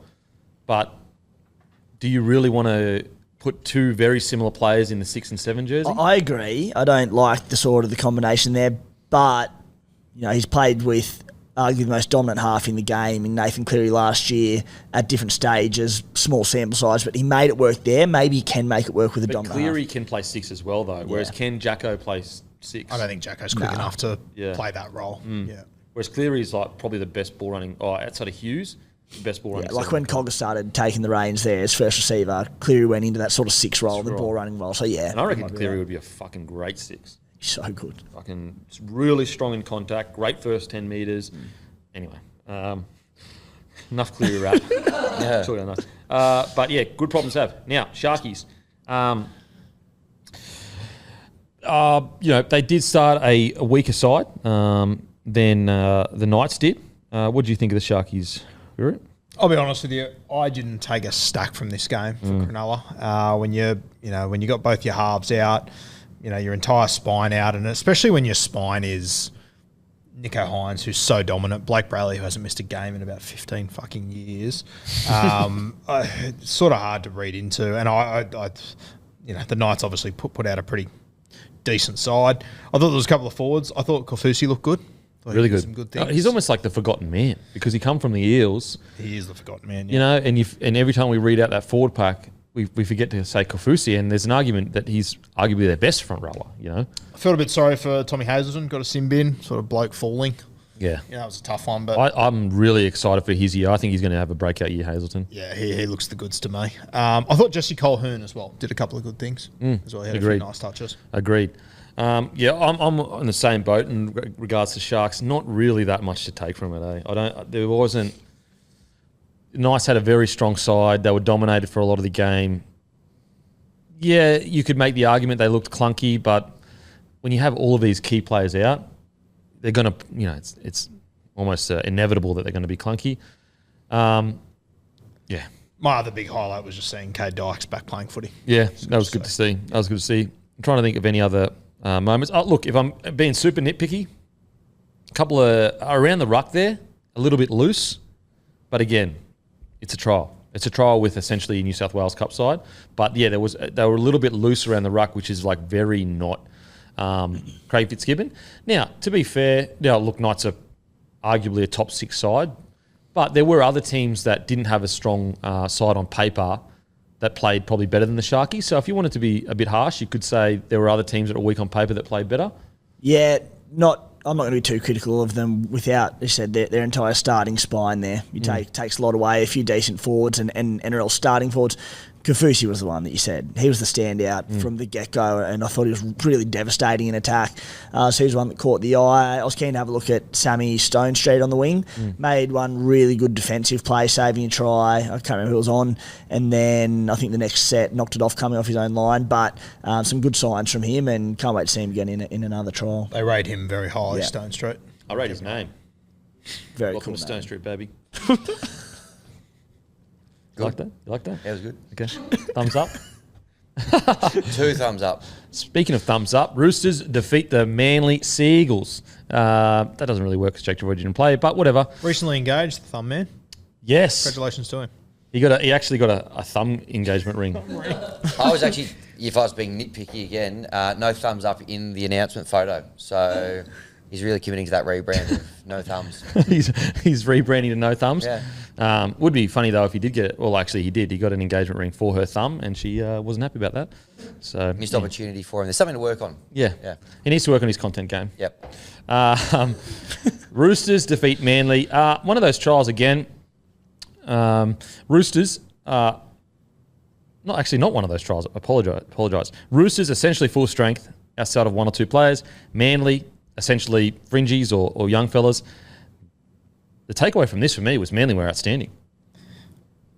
Plenty of positives to walk away from this if you're Manly. Like you're looking at that going, and look, I know the tough thing for Seabold is no matter how well he starts the year, you just have to look at he notoriously starts the year well. So it's not going to be until round 13 or 14 until you can really give. It might be a bit unfair to say this, but really give him raps because he has been known to start seasons well. But they're starting bloody well. Like this is a great start in the preseason games. Both sides, whether it was his first grade side or his New South Wales Cup side, did exactly what you would hope they did. I thought Manly were the standouts here for sure. Yeah, I thought the middle forwards, which they need to stand up this year, Toa Sipley and Paseka, I thought both were really good. Obviously, Sipley, I think he picked up a 3-game suspension. 3 or 4, yeah. 3 or 4, not ideal. But I thought outside of that, both were pretty good. Paseka still had a couple of errors in his game, but it looks like Paseka's realised how big he is, which excites me. The only worry I have with Manly is, are they going to be playing at this standards in, the forwards in round 16? That's the one concern. I want to see a full year because we know they can do this. We know they can do this. But again, with the information, with the way they've played so far, it's very hard to knock the Manly forwards. Very hard. Yeah, I'll tell you what. If they can get the best out of Nathan Brown, God, he could be an important. He was signing great, for them. especially the first 20. He was outstanding. Sorry, go. No, you go. I thought he was really good last season at stages and such limited game time and I think a few injuries in there and whatnot, but he's a really underrated ball-playing 13. He's got a great passing game on him. He runs as hard as anyone in the comp. He hits as hard as anyone in the comp. I'm with you, boys. I think if they can get the best out of him, that solves such a headache through the middle for him because he's also got a motor on him. Like, he can play good minutes. Yeah. And he's experienced, so he can help the younger fellas out. Also, so I think he was on a training trial, got upgraded to a full contract. Yep. Which he also, I think he won MVP of their army camp. Yep. New recruits, he got it. So it really could round out their forward pack because then you could go Jakey in the front row. Yeah. Oh, wow, I like that. Especially now, like to start the season with Sipley gone. And when Sipley comes back, if you're bringing Sipley or Paseka off the bench and you've got Jakey there that can play big minutes, geez, that solves a lot of problems for their forward depth. Got Lodge will come back at some point during the year. He's about round 5, I think. Yeah. Matty Lodge. Yeah. No. Really? Yeah. Yeah, right. Okay. And geez, that relieves pressure from Jake Trbojevic. Big time. Because he's been stuck in this limbo at the moment for a couple of years now where it's am I the ball playing 13 or am I the guy that has to take all the friggin' hit ups and all the tackles? Whereas you do this, it just frees him up to fully focus, hone in on one job. Lodge is around 6 to 8. Sweet. It's good. One thing I am stoked with, Ben Trbojevic, I think he's locked up that left edge spot. Luke Brooks has locked up the 5'8" role. I cannot wait to see Schuster with his back against the wall, knowing he doesn't walk into this side. Yeah. I sent you boys a message. Massive Schmokey, Ben Trbojevic in the squad for New South Wales. In the squad. I was sitting there doing Supercoach draft and my pick was coming up and I was looking at Burbo and I was trying to watch the TV at the same time and then I got your text and I went, all right, I'm going to back Kempy in here. Okay. So you'll hear about it if he doesn't go well. Okay. The first thing I said was, when's the last time 3 brothers played Origin together? I'm happy to be proven wrong. I don't think there's been 3 in the one team at the same time. Walters or Mortimer's never...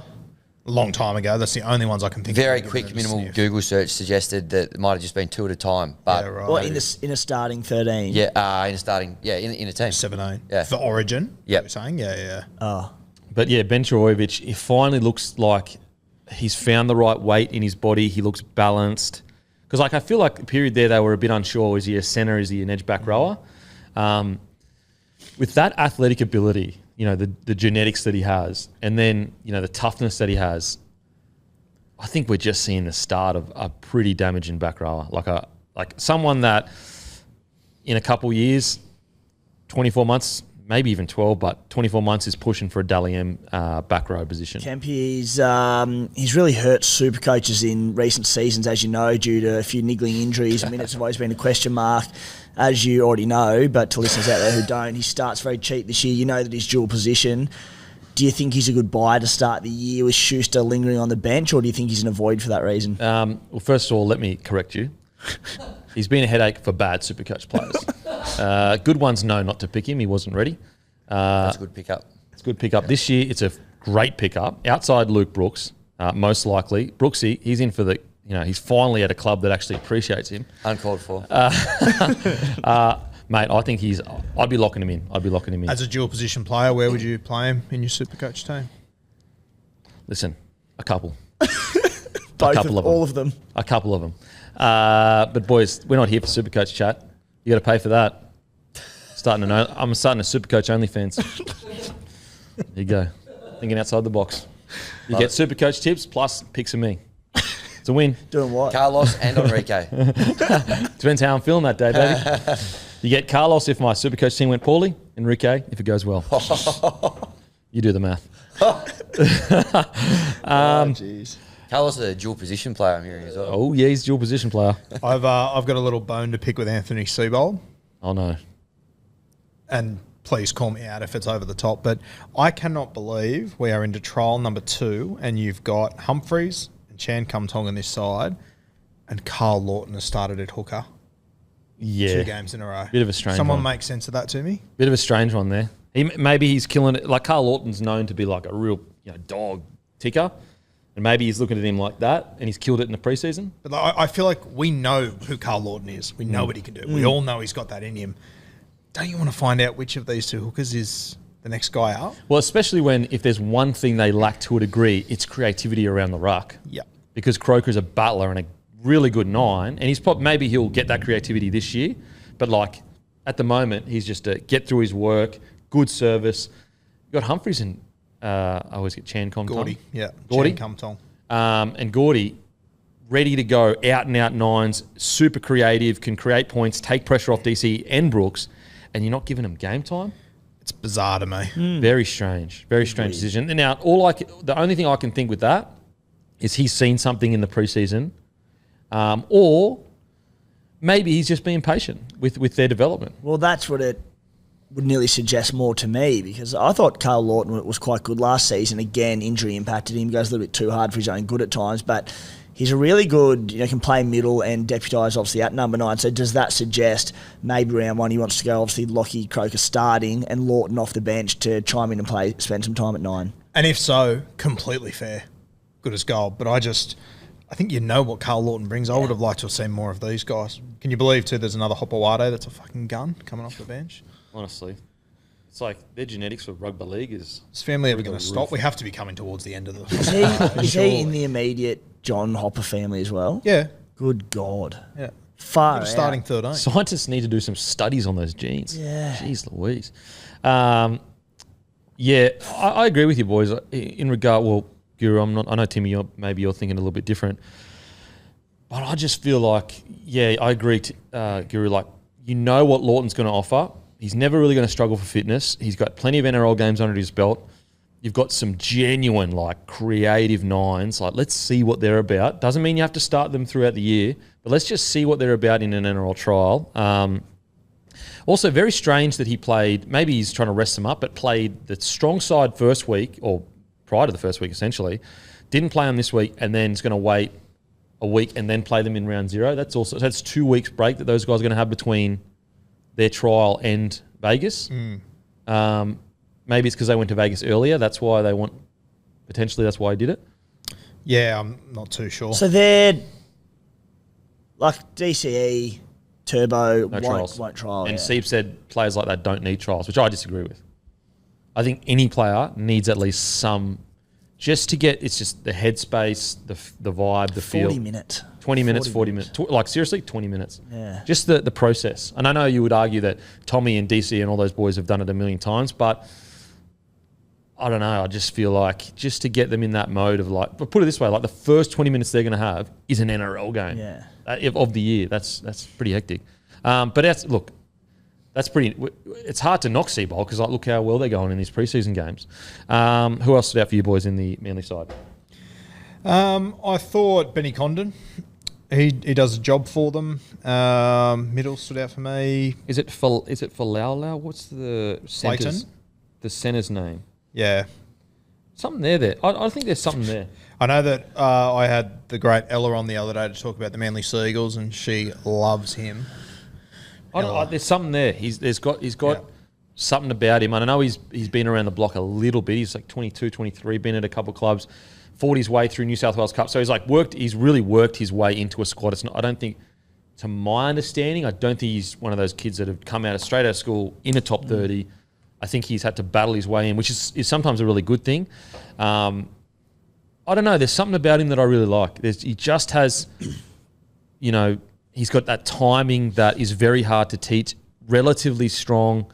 So, yeah, I'm interested to see how he develops over the next... I had a good New South Wales Cup season. He scored 29 tries last year, 69 tackle breaks, 29 line breaks, so he killed it from last year. There's that Probably why something. Ella likes him. Yeah. There's that something I was talking about him. He scored 29 tries. And players player last year in New South Wales Cup. Yeah, well. Okay. I know we mentioned him in Team of the Week, but just once again, Tommy Talau, I thought he was very good. Really, really good. It's interesting headache does. Like, if Talau does come out, kills... Well, he probably won't play another trial, but if he's been smashing the preseason, I think we've already said we prefer Garrick on the wing, and it sounds like he'll probably play centre. Like, if Talau's killing at centre... Put Garrick on the wing. Put Garrick back to the wing. Yeah. I don't see why they're so obsessed with playing him at centre. Maybe he wants to. I don't know. Probably does, but... Yeah. I can't imagine with Ruben Garrick being the bloke that he is. He seems like such a great clubman and a good fella. I feel like he wouldn't really care. Maybe could be wrong. No, I agree with you. He seems like a guy that's putting team first over his own, Be interesting to see what they do. But great stuff from Manly. Now on to the Roosters. It is a trial, so people that are reading into it was their full strength side and they struggled for a little bit there. Look, I understand you could, but it's a trial. You just don't know what's happening. Is Trent Robinson trying different combinations? As in, is he telling certain players to play a certain style? Did they blow me away, the Roosters? No, they didn't blow me away, but they weren't that bad either. Again, for me personally, Terrell May, outstanding. Again, he's in for a massive year. Now, word is that the Roosters have offered him a contract. The Bulldogs sound like they've gone cold. If the Bulldogs can jag him, far out, that helps their stock. But I thought Terrell May was outstanding yesterday. Yeah, it feels like he's going to be a huge handful this season. The slow start, for any other club, this trial performance, I'd entirely be like, it's a trial, who gives a shit? But the Roosters, who notoriously have started slow for a number of NRL seasons now. And Teddy has come out and said we're not doing that this year. To then put out a near enough full strength trial team against an understrength Seagulls team and be down at half time, you kind of it does raise concern because, again, for a number of years you'd expected more than what we saw from them. Again, it is a freaking trial game, but we want to see him come out a lot quicker, don't we? Well, put it this way. It's not... If you're sitting there going, we want to start fast, and what am I going to walk away happy with? It's a really good trial. And they were just solid. So, I can see that. Now, I just want to talk about my boy, Tupou, reminding everyone. Yeah. Everyone wants to, old Tupou, he can't play no rugby league no more. Remember, it's Big Giraffe on the wing there. He's getting the job done every day of the week. It was outstanding. Yep. That left edge was unreal. Toops and, mate, I want to give Billy Smith a shout out too. 120 metres, 60 post contact. Yep. For a guy that most people didn't have in their team a few weeks ago, I think he is absolutely locked down left centre for the Sydney Roosters. They went up. So you reckon Suoliti in the... Well, I mean, to be fair, Suoliti's going to have to play wing in Vegas because Dom Young's out anyway. But I think Billy Smith has locked it down. Re-signed 3 years the other day. I reckon he's got it. He was elite. They went after him a bit early too. They were smashing him, getting into him. But I thought he looked really good and had a couple of... Got up, took a couple of big... got under the bomb as well. They can kick to basically anyone in that back line now. It's crazy. And he had a couple of assists there as well. I thought he looked great. Good to see him get through that all as well after Shout out to Dom Young. Hope he's all sweet. That chase that he did, that was incredible. He came from the opposite corner post and caught him by the 20. Such a good attitude to have. Like seeing that from a guy that's just had the year that he's had, to see that he's willing to put in the hard yards. Often in that second year after you get all the love and all the, everyone's wrapping you up, all those little parts of your game fall out the window. And that's why, and I'm being super nitpicky here, but I was a little bit disappointed in that same chase. Suoli'i, if he had got on his bike the same time Young did, they don't score that try. And I'm talking to Suoli'i as, well, not specifically Suoli'i, but I'm talking about Suoli'i as I think that he has the talent to be generational outside back. Like by the end of his career, if you said he's one of the best to ever do it, he has the ability to do that. And so when I see little things like that, I'm sure Robbo's taking him in a video session and going, mate, how come Dom Young can be there, but you can't be 2 meters behind? And if you say, oh, Dom Young's faster, go back and watch the footage. Like Suoli'i just starts jogging when he realises Young's getting there. Those are the little things that, those little effort areas will excel him into Origin and excel him into being one of the better outside backs we've seen. Now, granted, he's going to be in rugby union next year. But yeah, if I had to be super nitpicky, I didn't like that. And I'm being super crazy nitpicky there. What'd you make of the halves? Man, I've just, look, I believe that it should be Sam Walker's team. And I'm glad that he's starting there and he's probably going to start there for the season. But it's still clunky. And it's been how many years now? Been a few. It's been at least, we're in our third year or fourth year? He debuted 21, Sammy Walker. Yeah, he got Rookie of the Year in 21. Yeah. So 21, 22, 23. So we're in our fourth year of the pairing. It wasn't bad by any stretch. It definitely wasn't bad. But was it Cleary Luai? Was it Renault Mam at the moment? Was it Moses Brown? Was it Munster Hughes? Probably not at this stage. And I think that if you give those halves this back line and this forward pack, scary prospect. Got a footy side in your hands. Hopefully it can click. Again, just a trial, but it's been a few years now and I'm still unsure of when I watch them play, there's not this click of style that I see. It's very... Still trying to work it out. Yeah, I don't know. Not taking the piss out of you. I'm the same, but the word click, we've been saying it for fucking 4 years Oh, yeah, now. for sure. Essentially since Cooper retired. It just hasn't seemed to click. Lack of time together is now not an excuse, basically. Whereas in the early days, give them time. They'll get there. Combinations take time. They've had enough time. Is a trial, and this could be the year that they do click. So just a trial. They weren't bad by any stretch, in my opinion, at all. But we want them to be the best in the comp. That's where their talent puts them. Yeah. Kiri's 3 premierships. Sam Walker, one of the best young sevens we've seen come through in a very long time. If we're sitting here mid-season and they aren't looking good and they're not combining well, there's going to be some serious conversations. Yeah, someone's got to go. Basically. Very, very tough. Probably worth clearing up. They played 33 games together. Yes, Walker did debut in 21, but Kiri did his ACL that year. So it's basically we're going to the third year. Mm-hmm. Yeah. I mean, still long time. Yeah, I'm expecting Connor Watson to nab jersey 14. He was outstanding. He was great. Looks like a hot pirate. That is actually a really good way to sum up how he was getting around the other day. That's what he looked like. No arguments here. That's good. That's good. Mr. Steal Your Girl. He's a pirate. I've got the hot pirate playing 14, which I assume will mean Sendon Smith will probably be halfback in reserve grade. Okay. And I reckon he's going to annihilate it down there. So, I love Sandon Smith. I don't know. There's just something about the way he plays. mate, he's unreal. Yeah. If Walker or Kiri get injured, suspended, drop, whatever, and they give him an opportunity, we saw him do it in the finals last year, spark that team up. He could do it again, I reckon. Yeah, he's a tough one because if you're Sandon Smith, you'd probably personally believe you're a first grader right now. Bloody oath you would. And getting told, you'll be in New South Wales Cup essentially all year if Connor Watson, the hot pirate, keeps playing well. Imagine getting replaced by a hot pirate.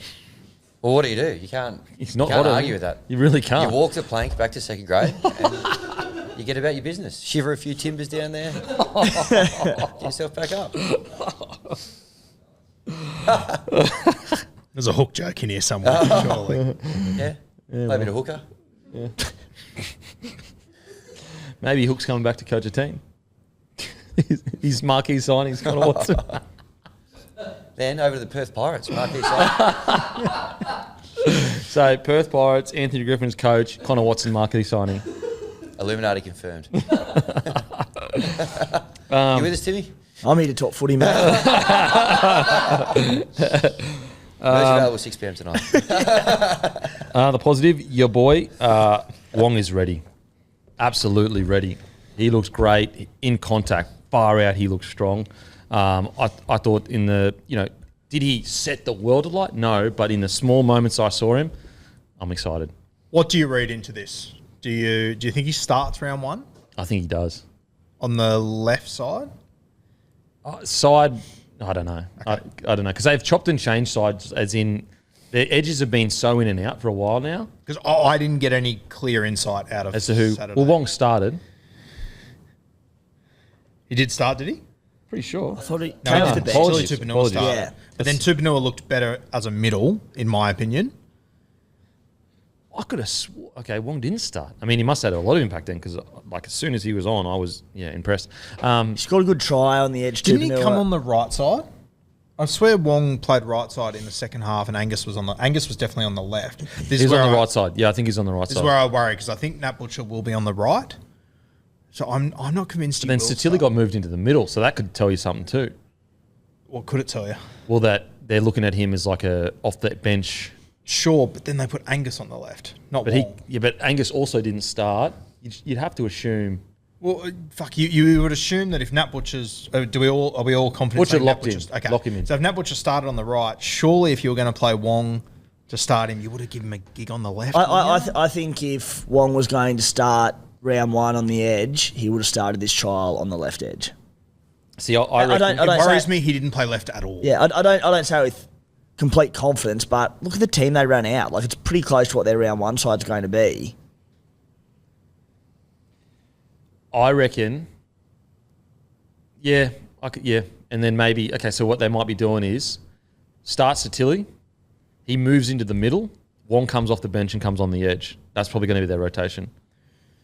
Yeah, I wouldn't be surprised if they start Angus Crichton on the left, and Suoli just comes off the bench. Satilli just comes off the bench through the middle. But I reckon Satilli start. I reckon Satilli's ahead of Crichton right now. Well, I don't see, why would you start Satilli on the edge in that trial if you're going to play him as a middle? Yeah. I think because he's the only one we haven't seen for a long time because of injury. That's what I thought Game going time? into it. Yeah. Yeah, okay. But then I assumed when he moved into the middle, Wong would go to the left, and he didn't. I'll tell you what, mental depth, absolutely mental depth. Yeah. And I spoke about it a few weeks ago, and as well, once again, we wish Dom Young all the very best. But imagine being Robbo going, "Fuck, I just lost the top try scorer of last year. I'll have to play Suoliti at right wing." Yeah. What a bad problem to have. He could lose a back rower this week and go, "Fine, I'll have to play Angus Crichton on the edge." Yeah. It's Or Sua unbelievable. Wong, a Wong gets a crack, a fair go.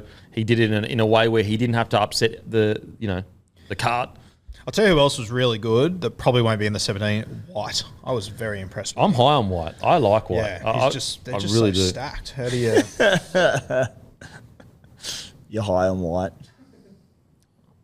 Where's the joke there? Okay. Carry on. Sometimes it's all about delivery, guys. I wasn't going to say anything. I just laughed. So I'm high on White. And so he started. So you would go, starting. So it looks like Terrell May for them is just we need him as impact. That must be part of the game plan if you've got White starting over May in this trial. I think he'll play the middle 40 minutes. He's so bloody good at it. Listen to these stats from Terrell May. 14 runs, 169 metres, 79 post contact, 4 tackle breaks, 2 offloads, 18 tackles, only 1 miss. Yeah, he's a weapon. That is coming off the bench like that and having that much impact. Jeez, that's good. So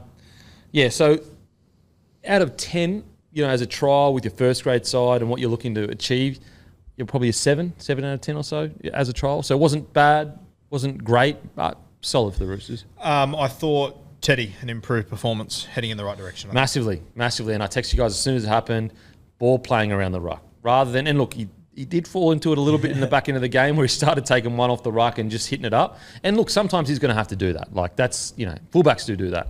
But when he started the game, bringing Radley with him and just going bang, hitting Radley on the short ball. Everyone's going to be looking at Teddy. Radley goes through, Sammy Walker, I think, scores a try. Or they make a break or whatever. Then there was also some ball, like the first half of Teddy for me, I was like, yes, ball playing is back. The ball playing is back. So good signs, I think. Good signs. Yeah. I'm trying to, how many minutes did he get? About what, 60, 40? Teddy. NRL side doesn't have it. It's just got them all as 80. And well, the positive is 16 runs. Yeah. 16 runs for 196 metres, 10 tackle breaks. Yes, it's obviously not against first grade, but that's good signs. You saw the ball playing intent. You saw the ball playing, and it's not even just the ball playing. It's the pre-planned ball playing. Yeah. It's the, Victor, hit outside me because I'm going to hit you on a short ball. That's what you want from Teddy, because when he does that, guess what's going to happen? His ball running will open straight back up because he's bringing players with him. Isn't it crazy with Teddy? And I did the same thing when I went through his stats. How quickly he just brushed over 10 fucking tackle breaks. It's wild. He didn't play 80 minutes. I know. It's insane. And also, people that are going crazy saying he played terribly last year are kidding yourself. He was still a good fullback last year. He didn't have a bad year. But just compared to his crazy standards, he was a bit down on his performances. Okay. Don't forget, guys, tonight, 6 p.m. New South Wales time, could be anything merch drop. Make sure to be there. Limited supply. Size up to 6XL. They're slightly oversized, so if you're XL, go down to a large. If you like them a bit baggier, stay to the normal size. Be there or be square. This is a paid advertisement from BetterHelp, our show partner this week. It's the start of a new year, and we all have our own resolutions. Some of us want to get fit, some want to learn a new skill, and some of us want to watch more footy. But there's a lot of us that probably just want to improve our mental health. If you're thinking of getting a hand with your mental game, get in touch with BetterHelp. Their services are entirely online and designed to work around you and your schedule. We all need a little guidance from time to time. As the largest online therapy provider in the world, BetterHelp can provide access to mental health professionals with a wide variety of expertise in mental health. Our listeners get 10% off their first month at betterhelp.com/bloke. That's better, HELP.com/bloke. So you get 10% off if you go to betterhelp.com/bloke. Alrighty, time for Raiders defeat the Eels 38-16. Now, if I recall correctly, I think both sides were relatively, maybe the Raiders side was a little bit stronger, maybe, but not substantially. It wasn't like the Raiders were rolling out first grade side compared to Rezzie's side. What I was really, really excited for the Raiders was just their attack, and they looked like a team with a bit of flair about them. And I don't say that disrespectfully, but scoring 38 points. Yes, it's against a side that's not full first grade, but it's still 38 points against a team that's similar to your level. I was really, really, really surprised with the Raiders. If I'm being honest, heading into this year, I feel like it's going to be a bit of a grim year for the Raiders. But after seeing that, and then hoping that you're only going to improve, on top of that, or maybe it's strong and weaks. Strange and weaks. Maybe one of them can be the attacking flair that you guys need. Really good showing for the Raiders. I thought there was a lot to take out of it. Yeah, I came out of it with mixed feelings. Firstly, it just reaffirmed what we already knew, and that's that our forward depth is absurd. There are a few players there who'll be New South Wales Cup middles for us and edges, and they're all terrific. We have so much forward depth, too much to be fair, because it doesn't disperse across the roster. Well, should sign another one. Yeah. Luciano, we had to pay $900K for him, just what we need.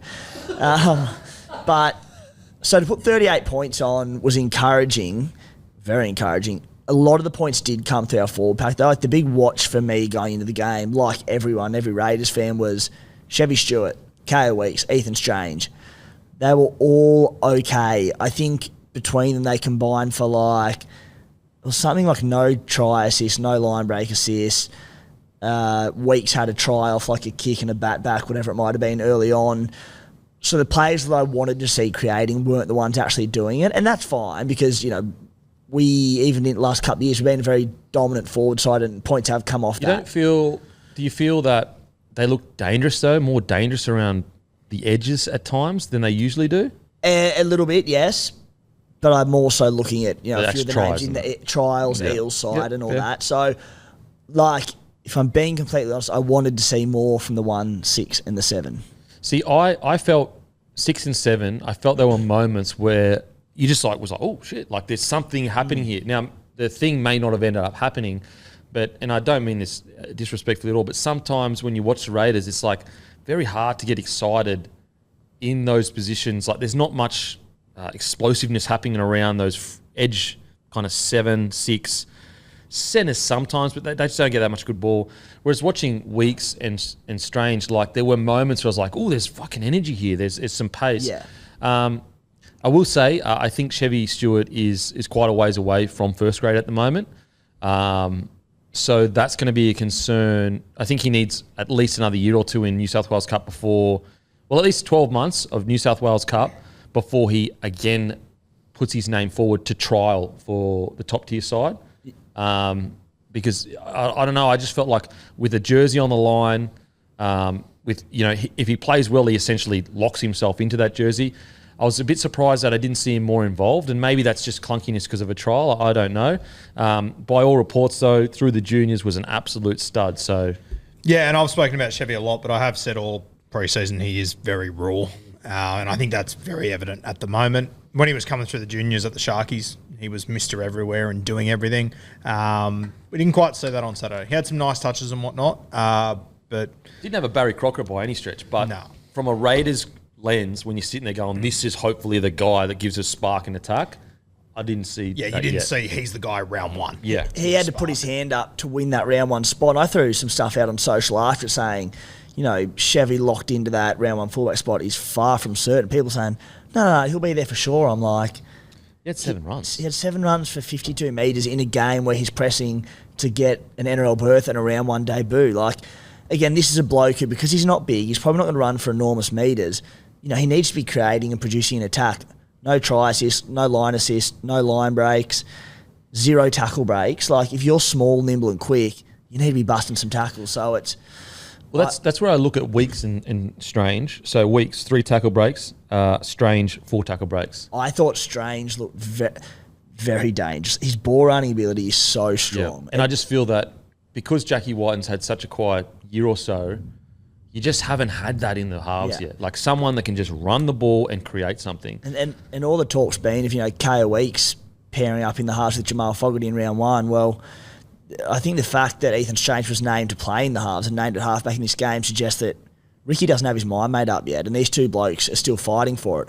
We know Ethan Strange can also play centre. Seb Chris is in there round 1, but the next trial will again be telling. But if Ethan Strange comes out and plays a lot better than KO Weeks, not saying he was a margin ahead of him in this one, I wouldn't be surprised if it's Strange in round 1. Definitely still up for grabs. Yeah. But again, it's just like, it's the fact that, a few, 2 months ago when Jackie Whiten leaves, you go, far out. Like, who do we have in our spine right now that could break a game open? Like, essentially no one. Now, at least, if Weeks kicks on or Strange kicks on, you've got one guy in your spine that can. During our club previews a couple of weeks back, I said one of Chevy, KO and Strange needs to step up and be not necessarily the man in the spine, but needs to fast-track the development into the NRL and as a devastating attacking player, because without it, I think we're lacking points. And I haven't seen any of the three of them do it yet, but there obviously are signs there. I would say Strange and Weeks, I would say they're closer to it, though. Like, I wasn't disappointed with Strange and Weeks. No, not disappointed. Yeah. Not disappointed. You were saying that those two halves, whenever they touched it, like you felt like something was going to happen. I thought the more that I felt that was when Strange had the ball. He had some really good kind of footwork and stuff like that as well.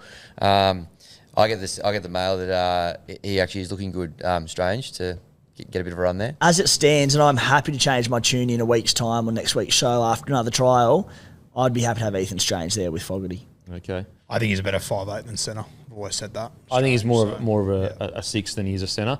Can you please get Chevy Stewart's stats up? Because a bit of definitely a quiet trial, but He's already played a fair bit in New South Wales Cup. Yep. And you've got to remember, these guys are all, Chevy Stewart would be, 20? Yeah, he's young. Like, Strange would be 20 maybe, 19. Weeks would be 21, 22. It says here, They're super young guys. Chevy's 18. I don't think that's true. I think he's older than that. 2005. Fuck, is he 18? Yep. Christ. Yeah, that's Jesus, wild. the Rain Man over here. Holy shit. There it is. Carry the one. So, guys, these are all super young. Like, not everyone just goes to their first trial and absolutely explodes. So, like, we're not sitting here ragging on anyone at this stage. Yeah, my criticism of them is that, all three of them might still be 12 months away. Yeah. And we're literally looking at, maybe 2 to 3 of those guys starting in our spine in round one. Someone needs to step up. Yeah. It's more from a perspective of the club has put them in this position where there is so much expectation when at most clubs these guys wouldn't have, you just go, oh yeah, okay, trial, sweet. But at the moment the Raiders are desperate for someone to do it. So you get those higher. It's almost unfair on them. Yeah, 100%. So if you have a look at Chevy from last season, played 18 games in New South Wales Cup, which I think means he was playing when he was 17, which is bizarre. 9 tries, 8 try assists, 78 tackle breaks, 5 line breaks. It's pretty bloody good. That's pretty bloody good for an 18-year-old in New South Wales Cup. Yep. So there's a player there. There's a player there for sure. You just don't want to rush someone's development, though. You don't want to chuck him in and go, look, even Savage, he got put in straight away. They moved on Chance. I know there's debate about that. It's bizarre to me that people think that Chance chose to leave. Anyway. To Chevy's credit as well, the last 8 games of last season, New South Wales Cup, tackle breaks 7, 5, 5, 4, 4, 4, 3, 6. Yeah, so that's bloody good. Bloody good. He's sort of trying about 80% of those games. And so you don't want to rush. Like, you look at the Savage situation. Gets chucked in at fullback. Then the first year goes great. Second year doesn't play any NRL. Now he's on the wing. That's an example of maybe whether it's Savage or the Raiders, either one, just the development not being handled the best way possible. Yeah, Chevy will be a gun NRL player and hopefully he's a big part of the Raiders for the next decade. But is he ready for round one this year? Don't know. At the moment, I would say he's probably not ready. I'd say give him another really good year in Q Cup. He's still only 18 years old. Like, that's so friggin' young. Are the Raiders going to win the comp this year? Probably not. So it's like, why risk a guy who you've got plans of being the next generation this soon? You even have a look, like in New South Wales Cup last year when he started, he scored 1 try in his first 5 weeks. In the next 6 weeks, he scored 5 tries. So he might be a player that takes time to build just need to confidence. warm to the task. Yeah, or even warm to the team. Yeah. Might be a confidence guy. Got to remember as well, like coming into that team, like he was coming in with KL Weeks. He's never played with Ethan Strange, who he hasn't played a stack of footy with either, realistically. So and also a 9 he wouldn't have played any footy with, really. No. Yeah. So all of those guys, I think it's more just Raiders are so desperate for a 6 and a 1 that these high expectations are placed. But I said it to Bulldogs fans, guys, but Raiders fans, stay patient. Stay patient with these boys. They're super young. Super young. We've already spoken about Schiller in this podcast. Outside of that, I thought Solo was pretty good. Just extended a deal. Is there much to talk about in regards to their forward pack? Like, they're bloody, you just breed good forwards. What about Tateo on a trade and trial? Got a meat pie. Took some good carries as well. Little nugget. Like the way he went about it. I didn't mind Peter Ola. he's good holler. Yeah. Yep. He was bloody good. He has so many forwards. Seriously. I look at the Dogs and go, like, how many... I mean, no knock on our outside backs, but or like they've got so many options to play in the halves for them and fullback, and they're desperate for middles, and we have so many middles. Like, surely they can do something here, little one-season trade. Little loan deal. Wouldn't it make sense for both clubs? But it's weird. It just feels like you guys love forwards because when Leilua goes on the market, you're like, yeah, let's get him too. Maybe Ricky Stewart's just mates with all the managers and he's like, yeah, you can use the Raiders as a... Even more so bizarre, like Ricky Stewart played and coached at Canterbury. Like, he'd have connections there and still nothing. It makes so much sense for both clubs. Yeah. Even if it's 12 months while they sort out these areas of their roster that aren't great. A 1-year loan deal. Yeah. Speaking of sticky, great to see his young bloke score a try. Yeah. Jed. Yep. 6'4" as well. Speaking of big boys. Big bit of gear. And he looks about 6 foot. Strange. Another good sign for Raiders.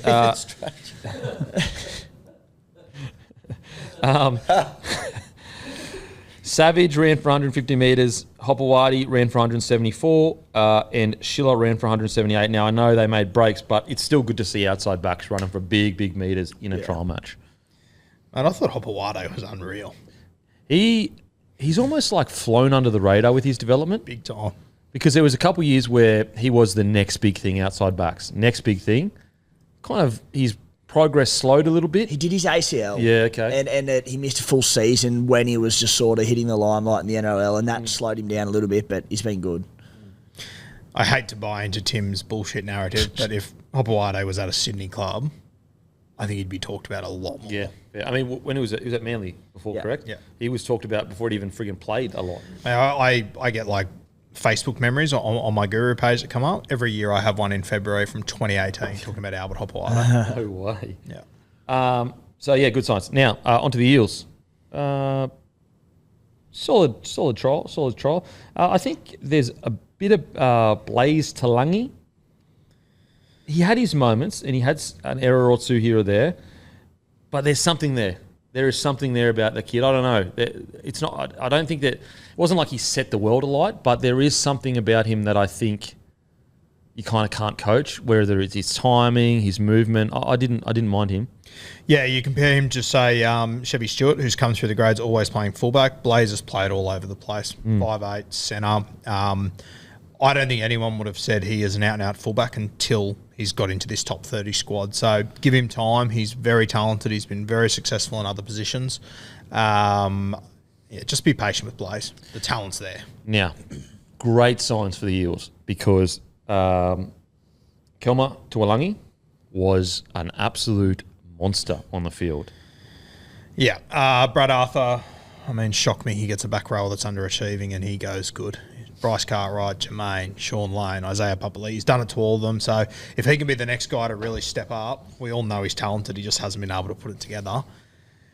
Christ, he's going to be a great depth guy to have. Well, and they're just desperate. They're desperate to round that forward pack out, in my opinion, and that bench. Well, what it allows Brad Arthur and the Eels to do is they've been, last year in particular, when Sean Lane got injured, they were light on finding the other edge back rower.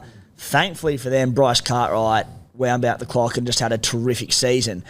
But this year, if something does happen to Lane or Cartwright, who are going to be big minute edges, if Tuolangi, who was terrific on the week, he was the standout for the Eels by a mile, and compete for that edge spot, whether he wins a starting spot or whether he comes off the bench and spends a bit of time on the edge or in the middle, it just gives him depth on the edge and allows him to keep Ryan Madison in the middle as well. Mm-hmm. So could be a terrific sign. Madison looked good too. Madison looked good, I thought. Always big and strong. Yeah. Thoughts on Hands? Thought solid. Solid.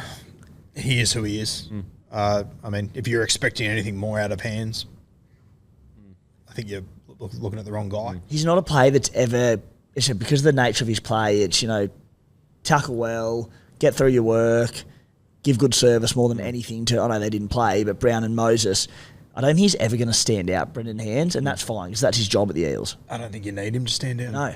Mitch Kenny at Penrith. Yeah. Also, Brad Arthur's son, we'll hope he's all good. Got a head knock. Matty Arthur. Yeah. Yep. Disappointing too, he's very talented. Yeah. Got a head knock, so I hope he's all good. Who stood out for you for the Eels? I've got to shout out Sean Russell, chasing down Xavier Savage. Oh, that was crazy. That's no mean feat. And I thought he was handy enough. He got involved in a few little bits and pieces, Sean Russell, but that obviously stood out for me, chasing him down. Don't happen every day. Speaking of development, wasn't Ethan Sanders' game such a good example of it takes time to build these young rookies up, especially in such a key position? Because he started the game and his kicking was outstanding, outstanding kicking. But then a few things went wrong and a very mixed bag for him. But you can see the player there. It's just about time, reps, playing against men, all that kind of stuff. Just on that was his first game against men. He didn't play any New South Wales Cup last year. Yeah. So it's like it would be very easy for an Eels fan to go, hang on a sec, what's all this hype about? It's like, hang on. The fact that he even had good moments is that's good enough for me anyway. As a rookie coming through 7, if you have good moments where we sit back and go, oh shit, great kicking game, That's enough for me in your first trial as a 7. Came in, ran the ball quite regularly, had 2 repeat sets. As I said, the signs were there for a young bloke coming in at halfback. 22 tackles, only 3 misses as a young fella. Not bad. Yeah. I'll take that. A few years ago, I had a mate that was playing for the Bulldogs, and I used to ring him at the start of every season, who stood out from training. And I remember one year he rang me, he goes, mate, we've got this front row forward. We can't fucking tackle him. Off of Higgy Ogden. And I went, oh, okay, sweet. Just never quite put it together. I scored the first try the other day. That must have been 8 years ago now. It's probably his best game that I've ever watched. I think so, yeah. Yeah, he was good. So in regards to takeaway for the Eels, solid trial. Nothing too negative, nothing too crazy that stood out. Other than Tuolangi, I think that's an outstanding win for the Eels. If they get him, Papali'i areas of improvement, bloody hell, that's a good win. Last guy to shout out, I thought Morgan Harper was solid. He Cops was. a lot of shit, cops a lot of unfair crap, Morgan Harper, in my opinion. Hey, the flick pass was outstanding. Yeah. Okay. Now, on to South versus the Dragons. Really good signs for South. Dragons had a pretty strong starting side. And look, the first half, I really liked what I saw from the Dragons, but that was to be expected in my opinion. They've been under the pump, all this negative press. Of course, they're going to come out firing. So it depends how you look at it. Should have they gotten to a big enough, lead to withstand the comeback in the second half from South when they put on their fringies, or are South just so stacked that even when they're missing Whiten, Walker, Trell, who else? Campbell Graham. I'm sure I'm missing someone else as well. Jack Whiten. Yeah. Sorry? Cook. Are South just so stacked it's a little bit unfair to say that Dragons basically started their strongest side and South didn't, even though they still had first grades in their side? What do you reckon, boys? Yeah, hard to... The one positive I took from the Dragons is, and as you said, they were expected to start well after, but I remember the Charity Shield last year watching it going, the Dragons don't want to be here. They've got no interest in this whatsoever. At least they showed up with some intent. It's the risk with trials, isn't it? When you put your best team out, essentially, and you don't do too well, you open yourself up for criticism. Yeah, and also I do Which think... isn't fair, but... And also, it's not fair in this case because the Rabbitohs still had first graders. They still had Cam Murray, Jai Arrow, Burgess, Moale, Colin Matangi, also front row, I can't believe I'm forgetting his name now, Totola. It just doesn't help when every 8 seconds they flash up to the grandstand and you've got Latrell, I know. Cody, Cook, all these guys giggling and laughing. And then I will say I saw comments that were way too harsh on the Dragons though. Like to pretend like the Rabbitohs rolled out their reserve grade side, it's just not true. It's not even close to true. Yes, they're missing some superstars, but you have to remember the Rabbitohs full strength should challenge for a premiership. The Dragons full strength, will be lucky to land around 10th or 11th. In a crazy year, maybe 8th or 9th. But so there is always going to be a massive discrepancy in roster. They didn't roll out against a reserve grade side. I personally like to look glass half full. I liked the intent they showed. One of my big standouts that I'm excited for, I thought Jaden Sewer was outstanding especially the opening stanza, which excites me for the Dragons because that's exactly what they need, an explosive edge back rower that can break games open. I liked Bird at centre. I don't like Lomax on the wing. I think he should be fullback, but we've said that literally probably since midway through last year.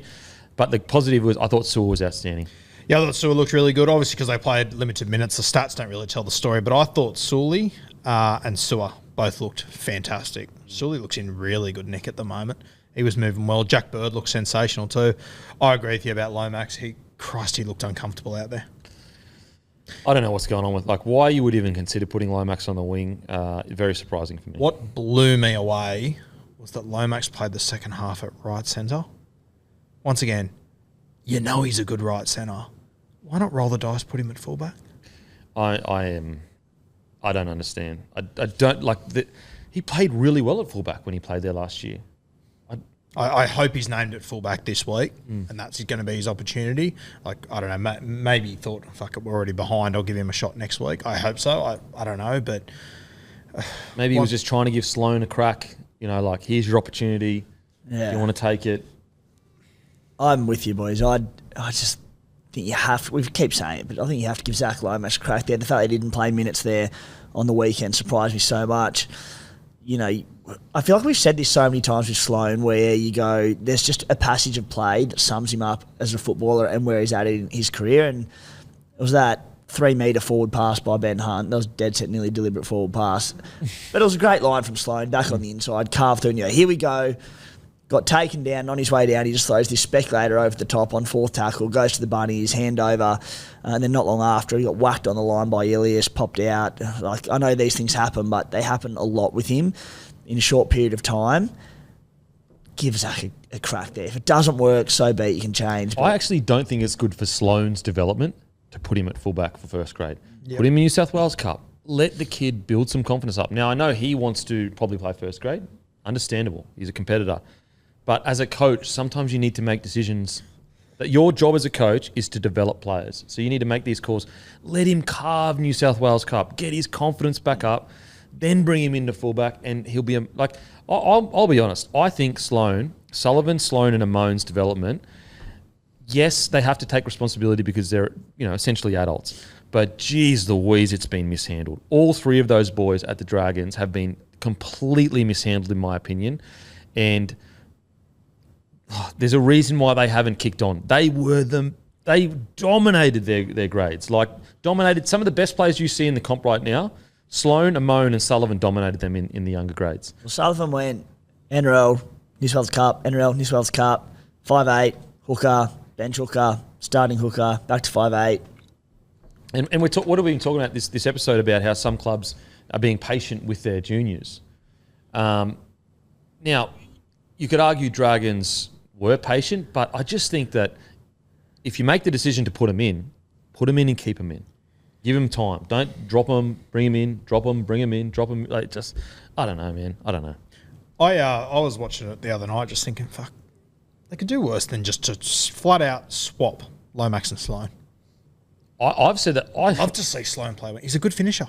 Put him on the wing and just say, mate, we need 15 carries. I don't mind if you get dominated. We don't mind if you just do the carries. Show you're keen to get through work with no errors, and we can work with that. Yep. Anyway, I think. What do you think, Hammy? Well, look, I thought they struggled a little bit, and look, obviously as a Tigers fan, like, it's usually us and the Dragons down the bottom for the last couple of years, but don't want to jump the gun to the Tigers preview, but I feel like we're streets ahead of them at the moment. As far as that goes, because you're right, they've got basically their best side on the field, and they didn't really they've just got the one try. They barely sort of fired a shot. I've got a really bad gut feeling that we're going to have this same conversation for 6 weeks straight. Look, I think there's a chance that they really battle the first 10 rounds, and we're sitting here going, wow, the Dragons, what a great start to the year. I cannot see it for a season. I think they will for that maybe first 6 to 8 round. That's what Flano does. He'll get him in there. He'll get them believing. They'll be gritty. They'll be in contest. So I thought they were pretty good first 20 minutes. Yeah. I thought they were pretty good. Conceded 1 try in the first half or something, and that Flano will do that. I don't see them having enough points in them to be winning games. They might lose a lot of games in that first 6 to 8 weeks, 14-6, whatever it might be, but they'll be in it early. That's about it. And the concern is that for the Dragons, if it does go wrong, all of the little things, the negative things, the headlines and that just gets exposed massively. But let's go glass half full. I tried to stay, sorry guys, glass half full is, I did think their first 20 to 30 minutes was really good for where we thought they were going to be. They were super aggressive, great line speed, and they had players that stood out. They had players that had impacted the game, where if you were having an argument of who's the best back row on the field, you'd say Sewell was the best back row on the field. Who's the best centre on the field? There were moments where you thought Bird was that. Sully, you know what I mean? So if you just look at that first 40 minutes, there's a lot to like about the Dragons. I genuinely believe that. It's just a matter of, can they do that for a season, Yeah, no, at the end of the day, we've got to remember this. Flano has just arrived there. It's going to take time. It's not going to be an overnight fix. So there were definitely positive sides there on the weekend. But yeah, I just hope it comes together quickly. I mentioned it earlier in the show, but just the way they utilised Jack Bird, and I think it was Benny Hunt brought him underneath and he made that bust in the first half. I'm like, awesome coaching, getting this big, mobile, athletic back row or centre turn back row, turn back centre. Really good use of Jack Bird, and he was a promising sign for sure. And also, they looked much better, as you alluded to, Guru, much better than they did this time last year. 100%. Like, way better, way more direct, plays that worked. This team would have flogged the team from Charity Shield last year. Agreed. So I do think, even though I think they'll struggle this year, I do think they're going to be a better side than they were last year. I really do. Now, the Rabbitohs. I mean, what's exciting about the Rabbitohs is some of the young fellas that came on and the way they played. One that really stands out, obviously, is so he came on, Jai Gray. And so when he come on, he was on the wing. And I was like, there is no way he's a winger. Like, I was honestly in my head, I was thinking, what is Demetrio thinking? This guy, that's not like, he's just not built like a winger. And this is coming from a small winger. And, I'm 6'5".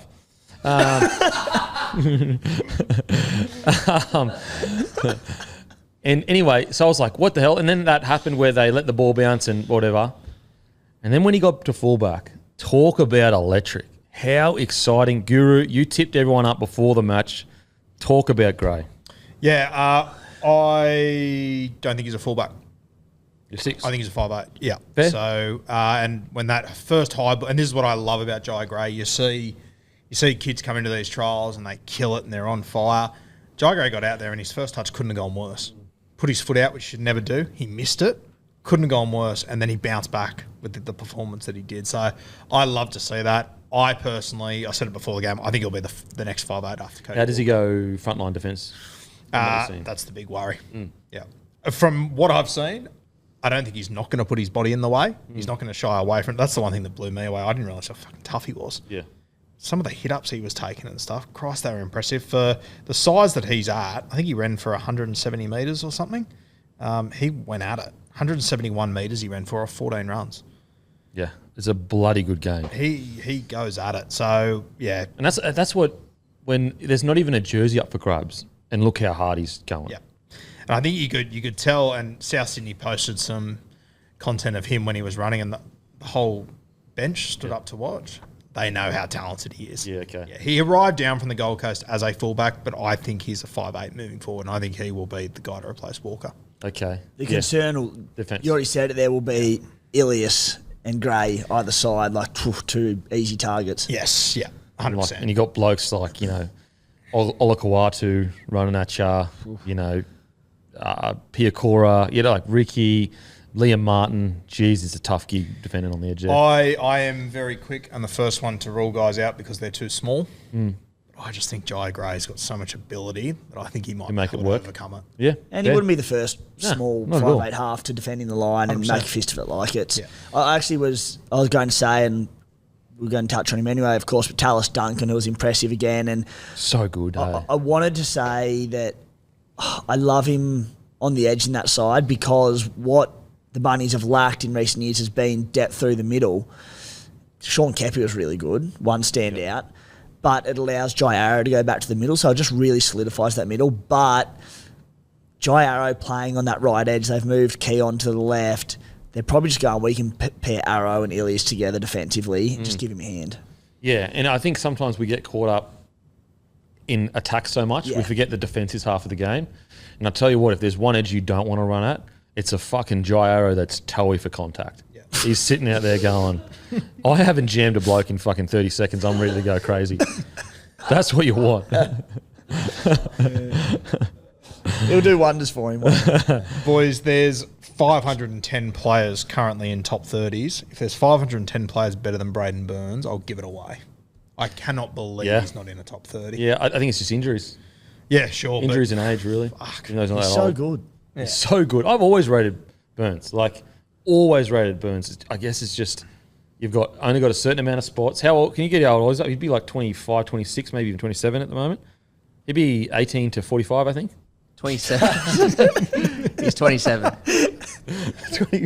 Nailed it, 27. Right in that sweet spot. Right where it said. Hey, they said on the call the other day that he's actually not even, his primary role at the club is not even football at the moment. He's there in a sort of player welfare. Yeah, he's just signed with New Going to South Wales high Cup. schools doing talks. Yeah, what a great depth signing, and it's not even freaking signed with them.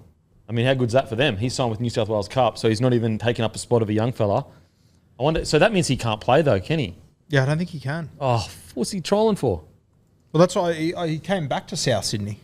I can't believe another NRL club wasn't willing to. It has to be injuries. It has to be because he is Yeah, I the assume most so, unlucky bloke ever. I suspect he can play after round 11, but he can't play round 1. Okay. Yeah, he's bloody good. Like with all your injuries going to Vegas, I'd take him if I could. Yeah. What about the cappuccino? Kepi Cappuccino. Mate, he's outstanding. There was a bit of pushback on the signing. I have always thought Sean Kepi is a bloody good footy player. Just a few penalties or errors in his game, but you can, in the right environment with the right coaching, and it doesn't necessarily mean the coaches that he had couldn't do that. It's just different players react at different times in their life to different coaches. So a player might be in a bad headspace, not to say that Kepi is, but he may be in a different headspace to what he is now. And in the headspace he's in now is very focused on sorting out the little areas. Yet I think he had one penalty or something like that. But outside of that, he was outstanding. Outstanding. I thought the other middle that was good was Davey Moali, and if I had a wish list for South Sydney this year, it's that Davey Moali really comes of age. I assume Tom Burgess departs at the end of the year. Matty, that's confirmed? Sweet. Moali's going to be important. Yeah, it almost has to be this year because I'm not sure how many years he's signed for. Could you please check? But he's getting to that point where he's like this rookie that has a lot of potential. So 2025. Till 25. So his price is going to slowly up.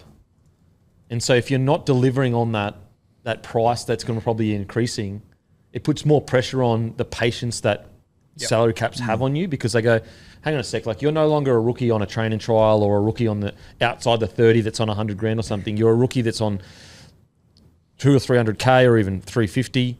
We need to see something almost this year or at the very latest next year. Yeah, I'm pretty confident from what I've heard he played through a few injuries last year because they were short on middles. So hopefully this is the year he is fit. I think it's a breakout year for him. I really think it's going to be a breakout year. And also from what I've seen from him, even in prior years, absolutely have seen talent there. My favourite 90 seconds of the weekend was the last 90 seconds of that game where Tane Milne jumped into 5'8". Disgusting. Absolutely disgusting stuff. I love Tane. It's just when you watch him, it's like he is moments away from disaster.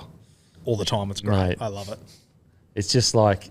I can't compliment Tane anymore. I really like him. It should not have worked. And the amount of... I guarantee you he's going into the locker room calling himself a 6 or a 7. And the boys are all geeing it up. I love... Look, as a fellow outside back, a big hitter as well, myself.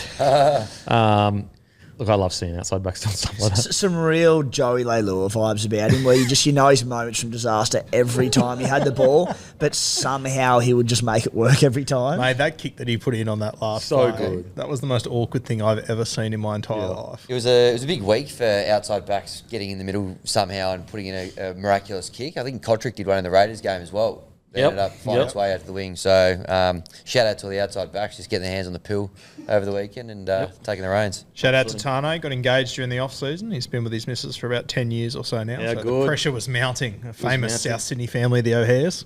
Congratulations, Tane. What I love about him is one thing you can't say about him, he's having a dig every game. And sometimes the biggest frustration as a fan is mate, can you just rip and tear? Can you just get in there? That's definitely, you don't have to worry about that with Tane Milne. And that's the thing with Tane. You watch him play for Fiji and they put him in the middle and they go, just do your thing. Whereas South Sydney constantly put him in positions where he has to make decisions. That's not where you want Tane. I want him off the bench through the middle, just going crazy. Bloody oath. Just going hard. 20 minutes of the best. But yeah, that was great. So, look, Rabbitohs could not be more... I mean, what else could you ask for in a trial? Your young guns stood up. Yeah. Your stars did what they needed. Cam Murray was outstanding. Kepi was your new recruit was good. Out of a trial, no long-term injuries that I recall. That's it. That's pretty much a 10 out of 10 trial. You can't ask for much more. Yeah, I think the only one was Kennar got knocked out early, but then he came back and scored late. So all Thanks good. to the great Milne, sent him up. Thank God they didn't lose any more outside backs anyway, because running very short in Vegas. Yeah. Might get The a big bait. might get a call up. You reckon? Well, I'll be there. You'll be there? Wade put you before me, but Alrighty. Don't forget, tonight, could be anything drop. 6 p.m. New South Wales time. Up to 6XL, limited supply, international shipping. Also, grab a case of bloke beer if you enjoy rugby league or sport in Australia. Now, on to the Warriors versus the Tigers. This is the one where your earlier disclaimer need not apply. So just to put that out there off the top. And what was the early... It's just a trial. It's just a trial. So it's not just a trial. Well, technically it is, I guess, but this was great signs for Tigers. So they're playing for sheep stations. Both teams were. Just great signs. Really put them on the map. And the market that I was drawn to was Tigers win the comp into $100 out from last week. They were 126. So they've moved the market. The performance at Christchurch. The punters can see something. How many Australian sporting teams across both codes have gone to Christchurch in the last 10, 15 years and made a statement like that? Broncos with their reserve grade side a couple of last year. Really? Yeah. When did they do that? Yeah. Was it last year? When they beat the Warriors over there. Yeah. It was about round 13. And they were losing all. They had lost all the. Point Orient is, players. you can count them on one hand. And I think the boys went up there, backs to the wall, and just went, you know what? This is what's coming this year. The other 16 Is the sides, NRL shaking in their boots? sit back and watch how it's done. And that's what happened. Some dodgy refereeing, grounded out at the end there.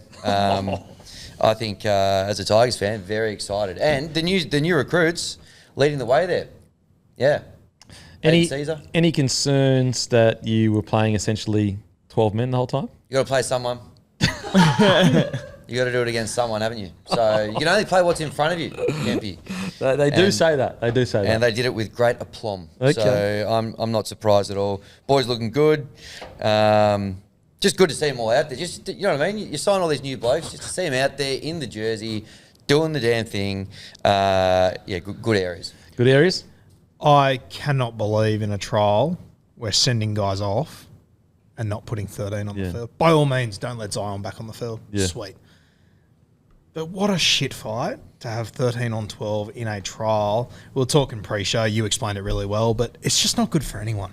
No one wins out of it. And we were sort of saying, but Benji Marshall did not want to play against the 12-man Warriors that game. And as you said, by all means, keep Zion off the field, go through the judiciary protocols, all the same. But for that game, both teams wanted a 13 on 13 prepping for round one. Yeah.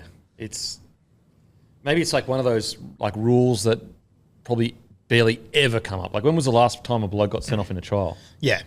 So like it just hasn't been looked at. But because we're pretty ready to send people off these days, I think they need to look at that because it's like, yeah, you want to be 13 on 13, and I'm pretty sure both coaches would 100% want 13 Like if on I was 13. Benji, I almost would have called down and said, can we just put someone out put there? someone out there. I'm giving permission, get someone else out. Yeah. Look, I actually thought Warriors, fuck. I don't want to get ahead of myself, but something's brewing massive there. Like, they were outstanding. They're young guns. And when we talk about young guns, we're talking about 19-year-olds, 20-year-olds, 18-year-olds. And we're not talking about outside backs, even though they had outside backs like that. We're talking about forwards.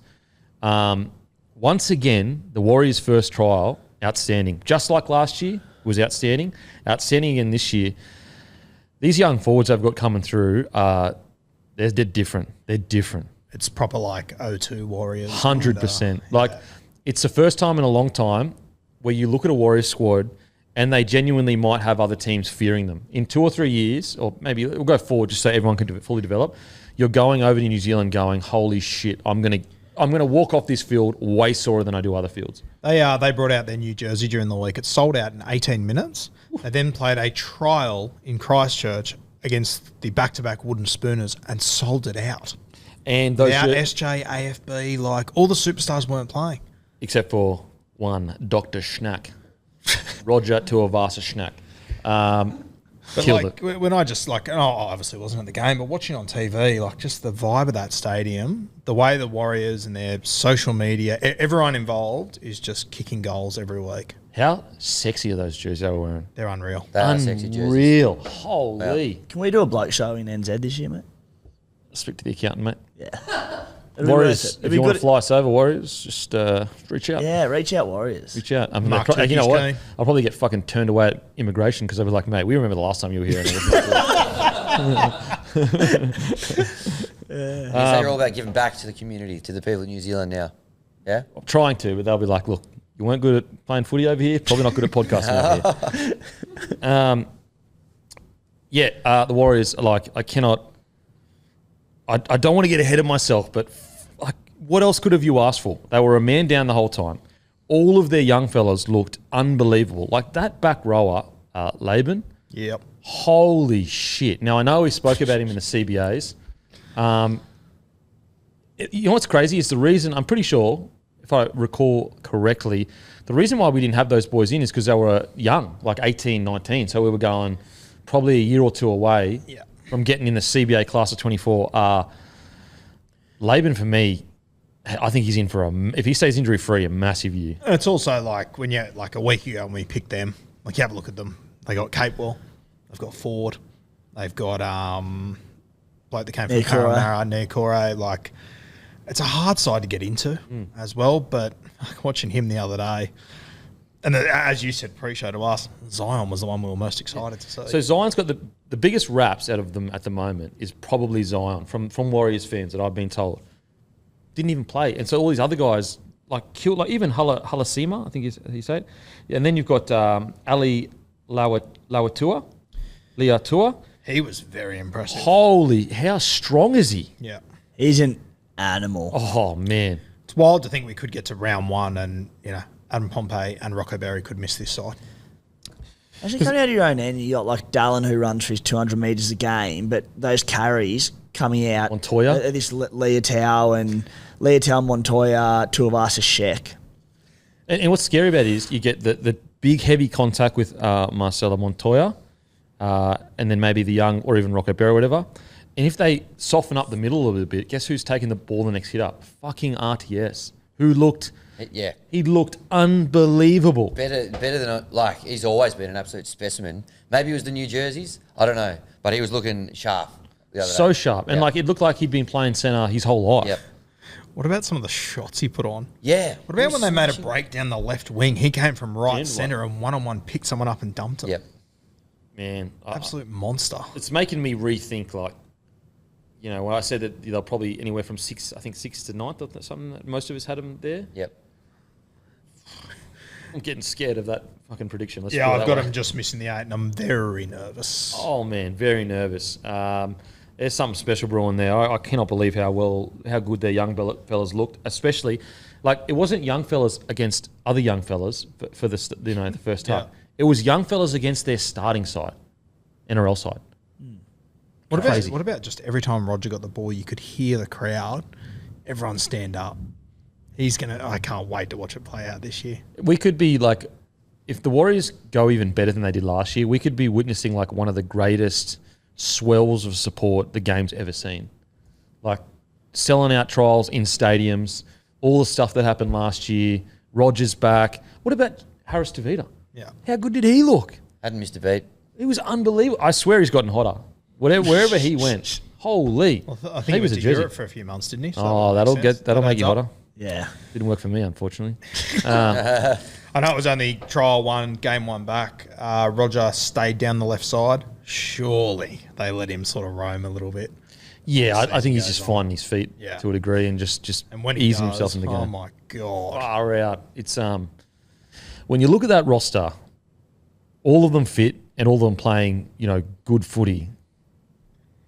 They probably should make top 4. Which is crazy when you think of the other rosters they're going against. All going well, they could win the comp. They've got the ingredients there. Yep. A lot needs to go right, but you can't say that about a lot of clubs in the NRL. They've got depth. Yeah. Their starting side's unbelievable. With SJ, essentially a Dally M player right now. You've got Metcalf with an extra year under his belt. Harris Tavita's there, killing it.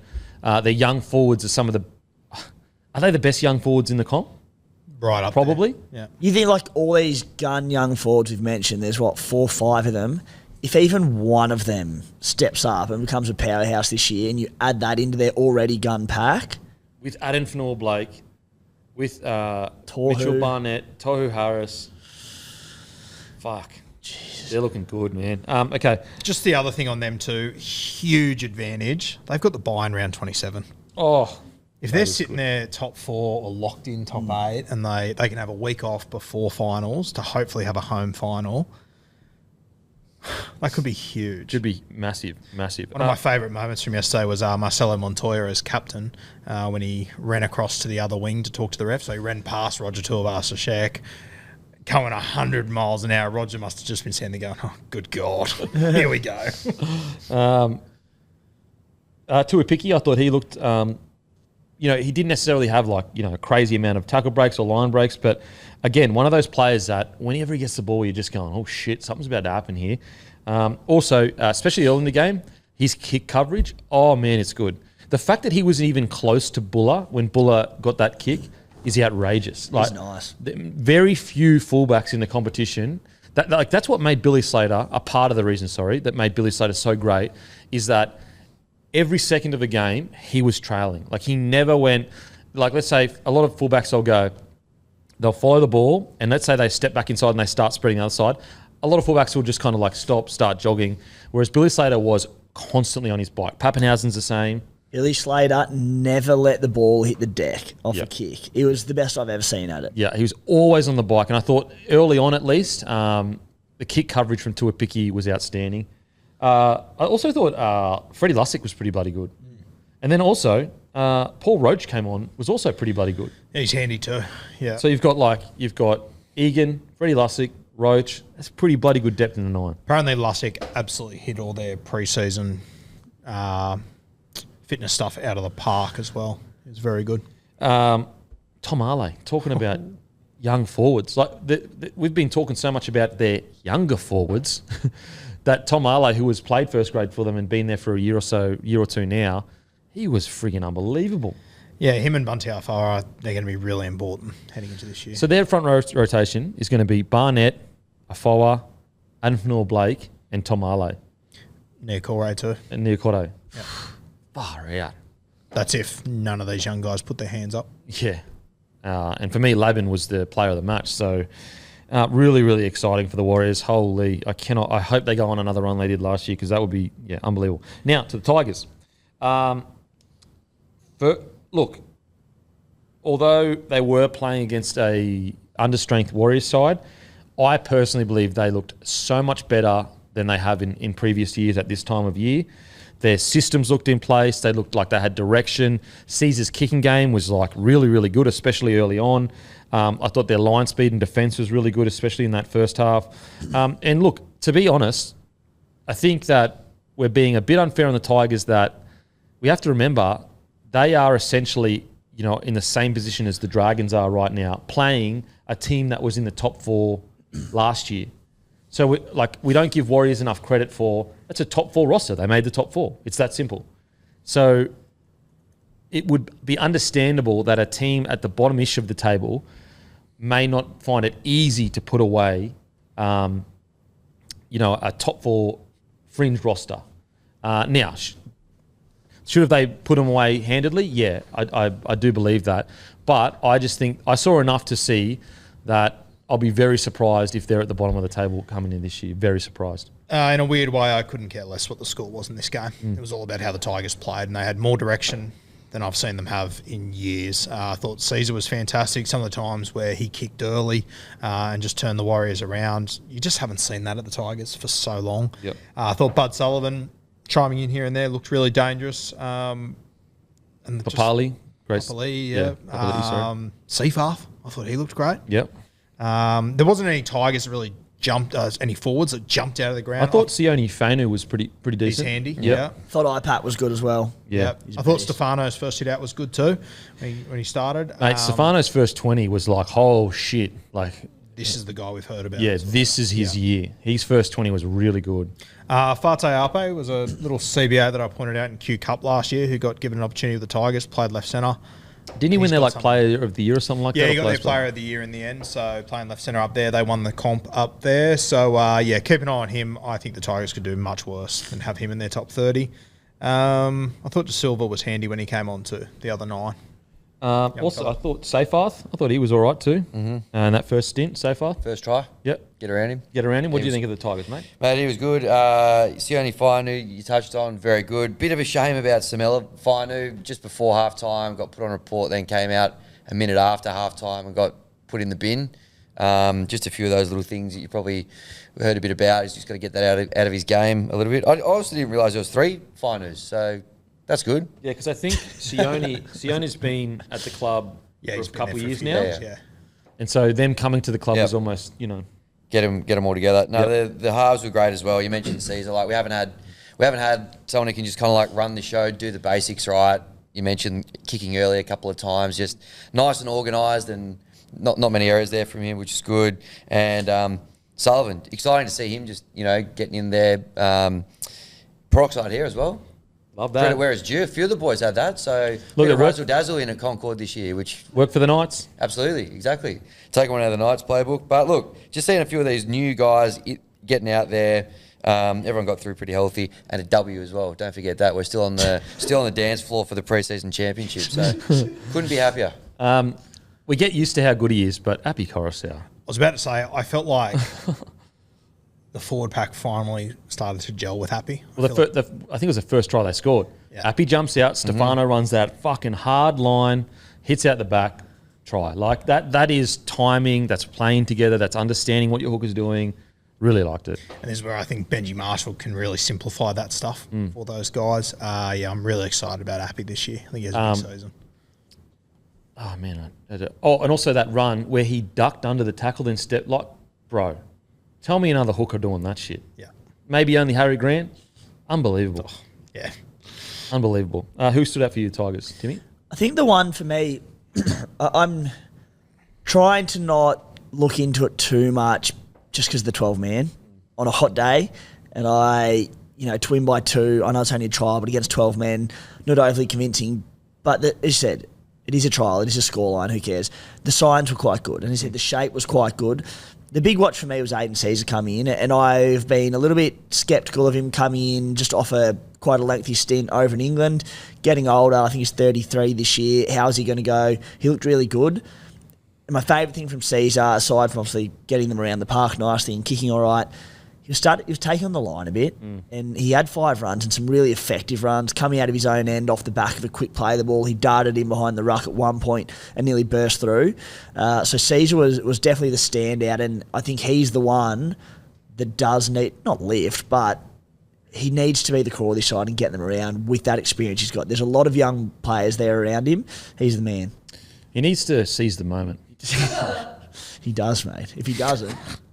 Look, the score, I wouldn't focus too much on the score for the Tigers. I thought they looked good. I did, because for so long we've been watching the Tigers, like what's their style of play? Like what is, what's the game plan here? Yeah. What points on the field are they getting to? What's the kicking plan? For a first time in a long time, you could see a style of play developing. Matty's just hooked Timmy. Yeah, Matty said, that's enough, mate. You're out of here. We've seen enough for this week. This is a paid advertisement from BetterHelp, our show partner this week. It's the start of a new year and we all have our own resolutions. Some of us want to get fit, some want to learn a new skill, and some of us want to watch more footy.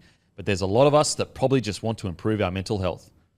If you're thinking of getting a hand with your mental game, get in touch with BetterHelp. Their services are entirely online and designed to work around you and your schedule. We all need a little guidance from time to time. As the largest online therapy provider in the world, BetterHelp can provide access to mental health professionals with a wide variety of expertise in mental health. Our listeners get 10% off their first month at betterhelp.com/bloke. That's better, HELP.com/bloke. So you get 10% off if you go to betterhelp.com/bloke. Alrighty, Broncos defeat the Cowboys 46-20. This is actually a positive for both sides. Broncos did what they were supposed to do. Cowboys, I thought, showed a ton of ticker, especially when you looked at those sides on paper up against each other. You're going, oh my God. Like, you can almost imagine yourself as a Cowboys forward looking at that Broncos pack going, holy shit. Like, Payne Haas, Paddy Carrigan, like, this is going to be tough. I thought the Cowboys showed a bunch of ticker, some really good defense. Yes, the Broncos ended up running away with it, with some Reece Walsh magic, but he's done that against literally the best teams in the competition. both teams, I think, would be walking away from this happy. Now, being super critical of the Broncos, still have a tendency to just wing it and make errors here or there where they don't need to. But I guess we kind of just got to accept that this is the style they play. Like, we want to score a bunch of points, and we're going to risk our hand, and if it comes off, great. If not, we'll defend it. Yeah, good for both teams, in my opinion. Yeah, I feel like we're constantly talking about the Broncos, comparing them to the Panthers, and would the Panthers do that? No, they wouldn't. But mate, I just think the Broncos are the Broncos. And that's how they're going to play. They're just going to play like that. Stuff it. I think you're right, boys. Like, we sat here all last year saying need to get errors out of their game, need to get completions up. The reality is they're just, you're right, we do compare them to Panthers. They're not the Panthers. They have completely different styles of game. And that's expansive style they play and offloads and, using the ball. That nearly won them a premiership. And it blew Penrith, who have just won 3 comps in a row, off the park for a period there. So maybe that is. Maybe they can win the comp this year, maybe with a 75% completion rate. Like, it doesn't have to be 85%, this relentless, complete. So it's exciting to watch. Yeah, I think it's becoming pretty clear that that's just like, they probably speak internally of like, yeah, some people think we should like complete at a higher rate, but boys, I don't want you tucking the ball away. Let's try it. Let's have a crack at it. And it's working. It's working. Now, are there going to be periods this year where there's like, I do think we might have a little bit of a slow start, just that, after the grand final. I think it's going to take us till mid-late year to like just really kind of like, Broncos seem like a team that almost need to get punched in the face to go, all right, sweet. All right, boys, you're good now? You're good now? Let's fucking go. I think it'll be a little bit of a slow start, but a good trial nonetheless. Going 0 from 2 or getting like blown off in an early game and getting well beaten could be exactly what they need, is that early wake-up call. Like, if they scrape by with some ugly wins early on and they're cruising along in their top 4, honestly, probably not what you want for the Broncos. Give them a slap in the face early and go, no, boys, we can't rely on what we did last year and expect our talent to get us by. We're here to win a comp. I think as well, the Panthers, they've set this ridiculous standard of just being able to go year after year. Like, it's not reality there, the exception, not the example. I don't want the Broncos to start fast. I don't give a shit how you start. Yeah. I know I know what team you are, and you want to be that team at the back end. And if you start fast, I don't know if they're able to do it the entire year. Yeah, I mean, you could even argue they started fast last year, but then they dipped a bit towards the middle of the year, and then they went back again. Look, if you just keep yourself in touch with the top 6 for most of the year, and then those last, even just top 8, and then those last, as in you want to be sitting around the 7, 8 max. You don't want to be out, in my opinion. And then those last 10 games, you really want to be just flying. Once Origin's out of the way, I think that's when Kevy will really start to tighten the screws. Some good performances. Look, Piakora, geez, he's looking good. Now, a bit of an injury scare, but the reports are probably going to be sweet. Maybe not for round Vegas, but after that. But far out, he's looking good. Like seriously good. And we've told this story before, but we asked Terrell Yagi, who was out of all the stars coming through the Broncos, we're talking like your Payne Hasses, your Reece Walshes, your Carrigans, everything, who was the one that has really shocked you? And it shocked us, his answer, because we hadn't seen him yet. He'd only played a little bit of NRL. He goes, Brendan Piakora. He said he coming through was unbelievable. And this was a year ago when Reece Walsh, Selwyn Cobbo would have been acceptable answers. Yeah, absolutely. And he said he wasn't even talking just us. He was talking to an audience on the country tour. I'm really excited. If he can just stay injury-free, I'm excited for Piakora's season. And Darrell didn't hesitate. Just bang. Straight away. First guy that came to mind. Yeah. Like, one of the runs he took, I said it off air to you boys, but he took a run, and it was just a one-off hit-up, and I kind of didn't see him catching it. I saw just as he'd kind of caught it, and he was about to get to the line. And I was like, who's the outside back with the headgear? What's going on here? And I nearly went to check the team list. And he stood up, and it was Brendan Piakora, and I was like, that footwork is crazy for a back rower. Crazy for a back rower. Yeah, I've said it 5 times, and I'll say it a 6th. He just reminds me more of Britton Nicker every time I watch him. Just this athletic, quick, explosive edge back rower, runs a terrific line. I think there are so many similarities in their games. I cannot wait to see him this year. I think you mentioned it pre-show, but for a rugby league nerd, when Adam Reynolds dummied, let the defence go past, playing through the line. Good God. Like, you... Oh, Jesus, check his pants. What's going on Looks like there? someone's just named there 1 to 17. Zipper's doing overtime. It's not a CBA. It has been something. That play from Renault, that's experience. That's experience 101. Like you don't get that as if you get that as a rookie, it's like almost natural talent where you've just that's just purely going, I know that guy's going to shoot out, and I know this guy's not going to commit to me because he's going to try and slide off, get the space behind. Beautiful stuff. Now, who else with the Broncos? I thought Mariner towards the end there really started Stampy's, I guess his running ability on the game. Jeez, he just moves so well. Corey Jensen, I thought he was great. How about Cobbo? Yeah. Talk about him for 2 seconds. Yeah. You're talking mate. about it for fucking 2 hours if you want. Bold prediction here. Bookmark this. Centre of the year. You're locking him in? Selwyn Cobbo. Yep. A try, line break assist, 2 try assists, 4 tackle breaks. And just made good decisions, I thought, with the ball in his hands. Got through a couple of times. I know it was against, maybe not a full strength Cowboys, but just where he kind of went back inside to Walsh, sliced them up through the middle. Look, I'm with you. In attack, I'm with you. Yep. Defence, he still missed, I think, 5 tackles. Oh. So that's going to be the If the question. defence can improve. That's not a caveat. Bookmark that as well, mate. Beep, beep, beep. I stand by it. I'm standing by it. Stand strong. Stand strong, baby. Now, not all missed tackles are the same. Doesn't necessarily mean they were really bad misses. It could have just been like cutting someone off by shooting out and they go back inside. Now, Kevy's come out and said he thinks that Cobbo's reads are really good. That's why he's in centre. So maybe Kevy's seeing things we're not seeing. But defensively, that's really attack-wise, we know this is Selwyn Cobbo we're talking about here. Literally one of the best attacking players in the comp. It's just defence that I just want to see him develop. That's all. How pure was that try where Reece Walsh hit him at top pace? He went through untouched. It all happened in 2.5 seconds.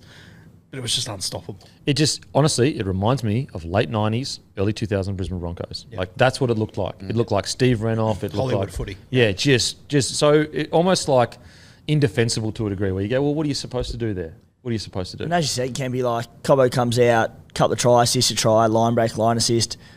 No one ever doubted how good he is in attack. We know he's one of the best attackers in the game, but can he do it defensively?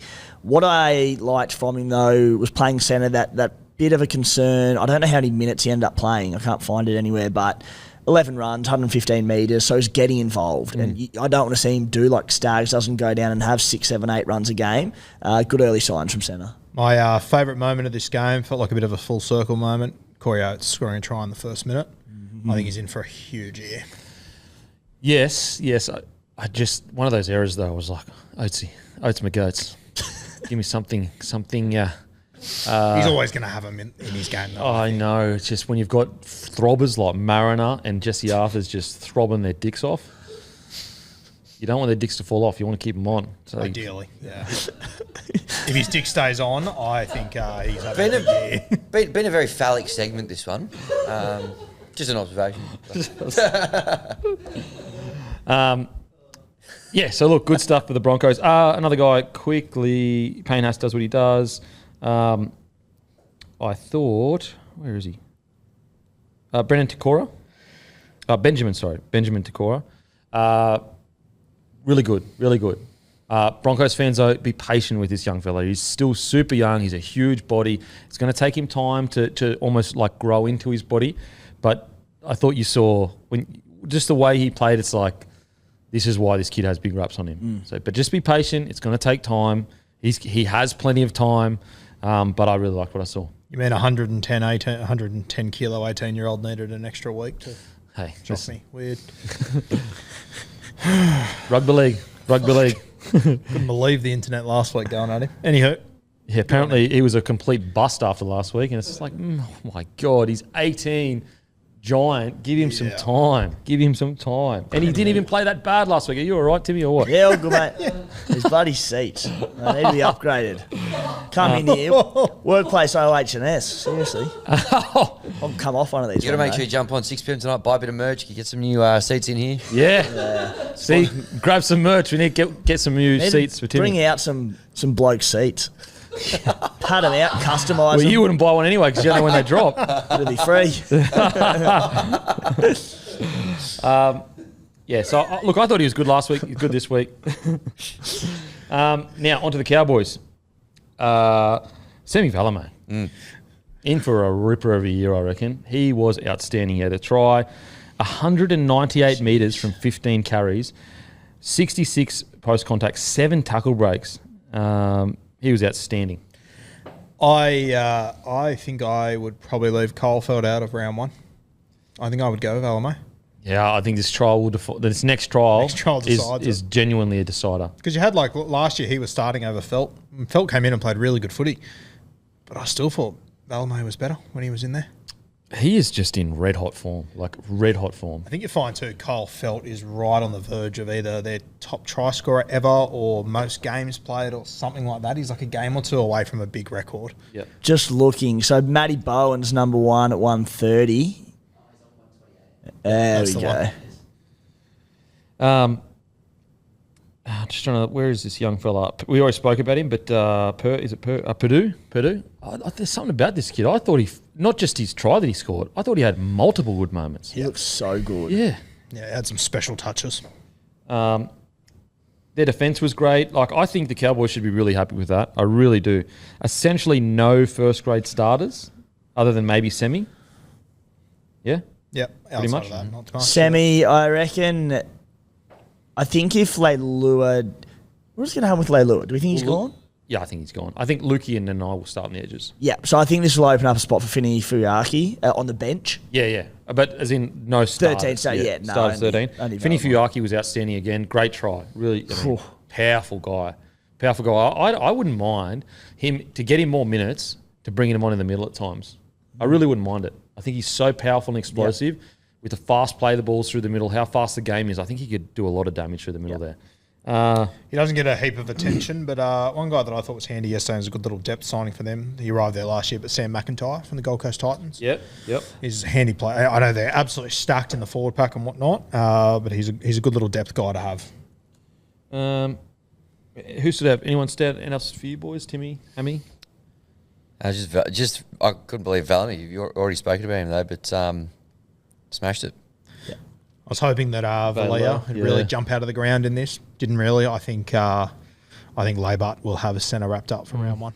Trials are tough. Like, it just sometimes doesn't fall your way, especially as a centre. Yeah, like I used to be a relatively good trial player because when it wasn't falling your way, I just brought so much energy. Like, I was just like, I'm just going to be the loudest on the field. I'm just going to show really good body language. Like, I'm desperate. I'm going to show the coach that I'm desperate to be in the side. And I think, like, sometimes as a rookie, you've just got to say to them, boys, like, if you just show desperation. I remember this one time I quit footy, got a call back up to the Broncos, like 3/4 way through the preseason, and basically went up to the first trial of the Broncos. We're talking like fringes. I'd already played 40 NRL games or whatever, but I'd obviously quit footy and played in that game. Didn't set the world alight, but was just hyper energetic. Got as many touches as I could. Blah blah. Anyway, so the team got named for the next trial, which was essentially like basically you're trialing for a first grade position, even though there were supposed to be wings in front of me. And they named a team and I wasn't included. And then Hook, after that, came up to me and was like, "Oh, sorry, I forgot that you're a part of this side too."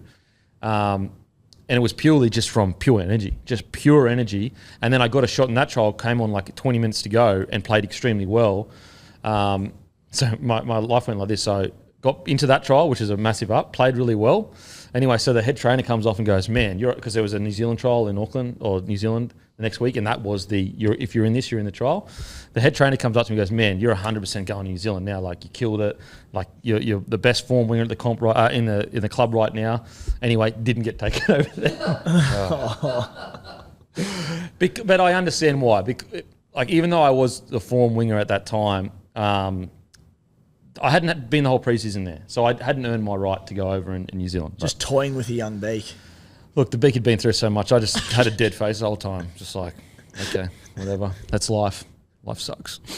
But, not to make this about myself, it is just if you're a young fella trying to get a jersey, it's about body language, it's about energy. That gets you half the battle in a trial because it's not always going to work for you. The ball's not going to always come to you. You just got to show that you want to be there. Whereas if you go out and sit on the wing or the center or fullback and you kind of sook and like, oh, okay, it's just not working for me this game, you're never going to get a crack. You're never going to get a crack. Anyway, who gives a shit? We're just on a rock flying through space. Good point. It's a good point. Next team. Dolphins, Titans. Dolphins, Titans. Matter of fact, this was a massive win for the Titans for me. Yeah. I thought the Titans looked outstanding. I was like, the first stuff I was like, am I watching a different rugby league side? Where's my binoculars? I had my hands like this, just going like, what the hell is that a defence set after a defence set of a Titans team or what's going on there? It was outstanding. It might have been the best defensive 40 minutes of the Titans. Mate, it was unbelievable. Full stop. Like, we thought, honestly, I know they ended up losing 26-14. I'm talking storm areas. Like, it was unbelievable. I've been quite bullish on the Titans this offseason. I'm excited. I'm super excited for the Titans this year. 2 weeks ago on the CBA show, the last thing I brought up in our Titans chat was a winger that I really liked, Tony Francis, and you both gave me fucking duck eggs, so the conversation finished there, and I was filthy, but killed it yesterday. Very impressive. All right, Kira, you were right. Thank you.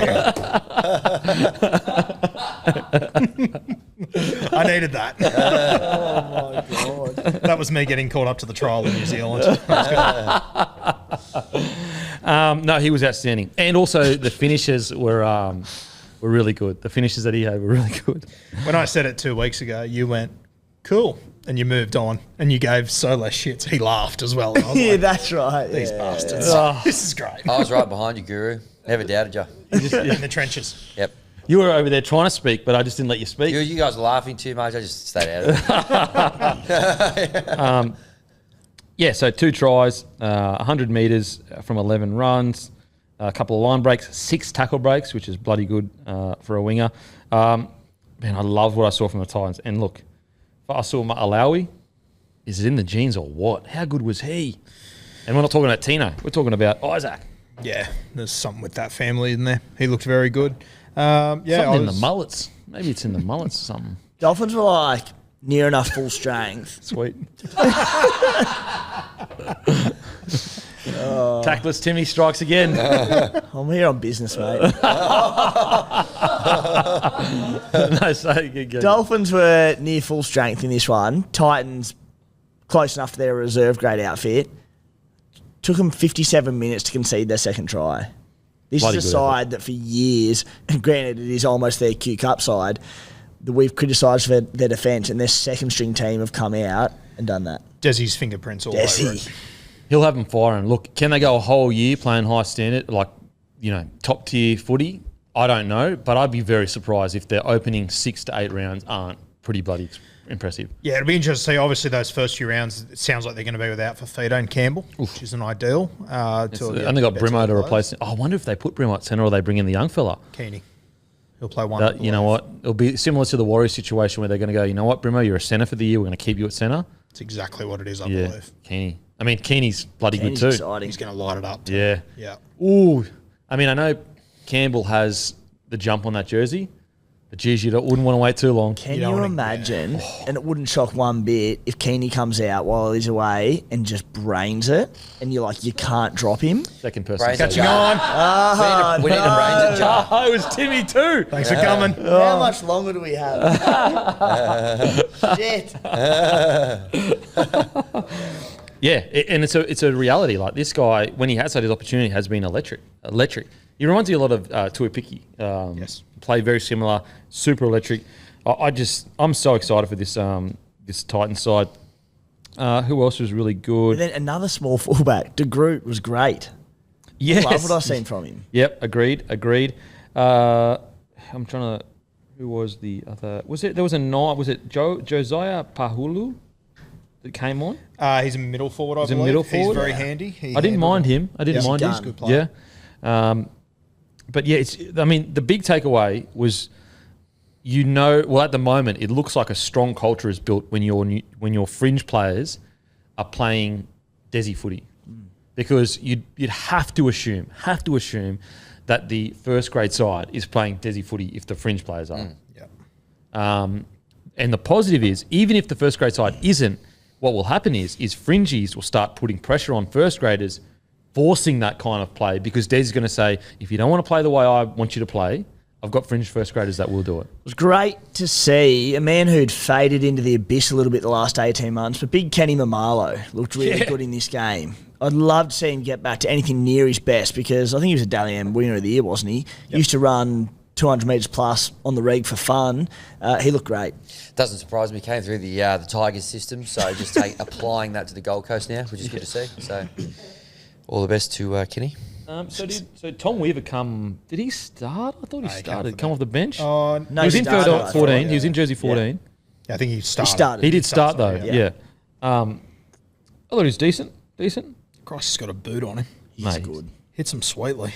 Really good. And, talking about heading into this kind of new era of rugby league, kicking's never been more important.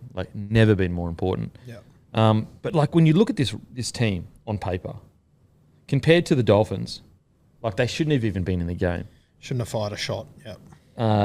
They went in halftime up. Crazy. So, really, really good signs for the Titans. Anyone else stand out for you, boys? No, I think that covers it. All good, mate.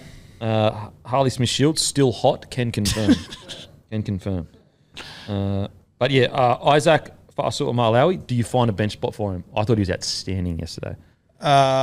Just going through the team off the top of my head, you have Kenan Palasia who will join. You have Keenan. You will have probably... Chris Randall, that'll be a 14/middle. Well, it depends what they do with that 13 role with Isaac Louis. You have Aaron Clark, sorry. And Clark. Yeah. So Clark Jolliffe. So Randall will definitely get that 14 jersey, I think.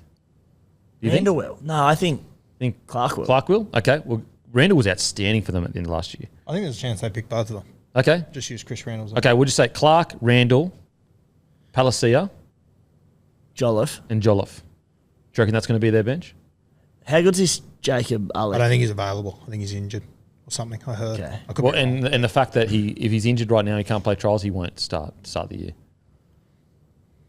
I reckon you got to drop. I'm pretty sure he pulled out of the All Stars game from memory. Yeah, okay. So you can't have Clark and Randall on the bench, I don't think. I agree. Yeah. I don't think you need Randall if Clark's there. Yeah.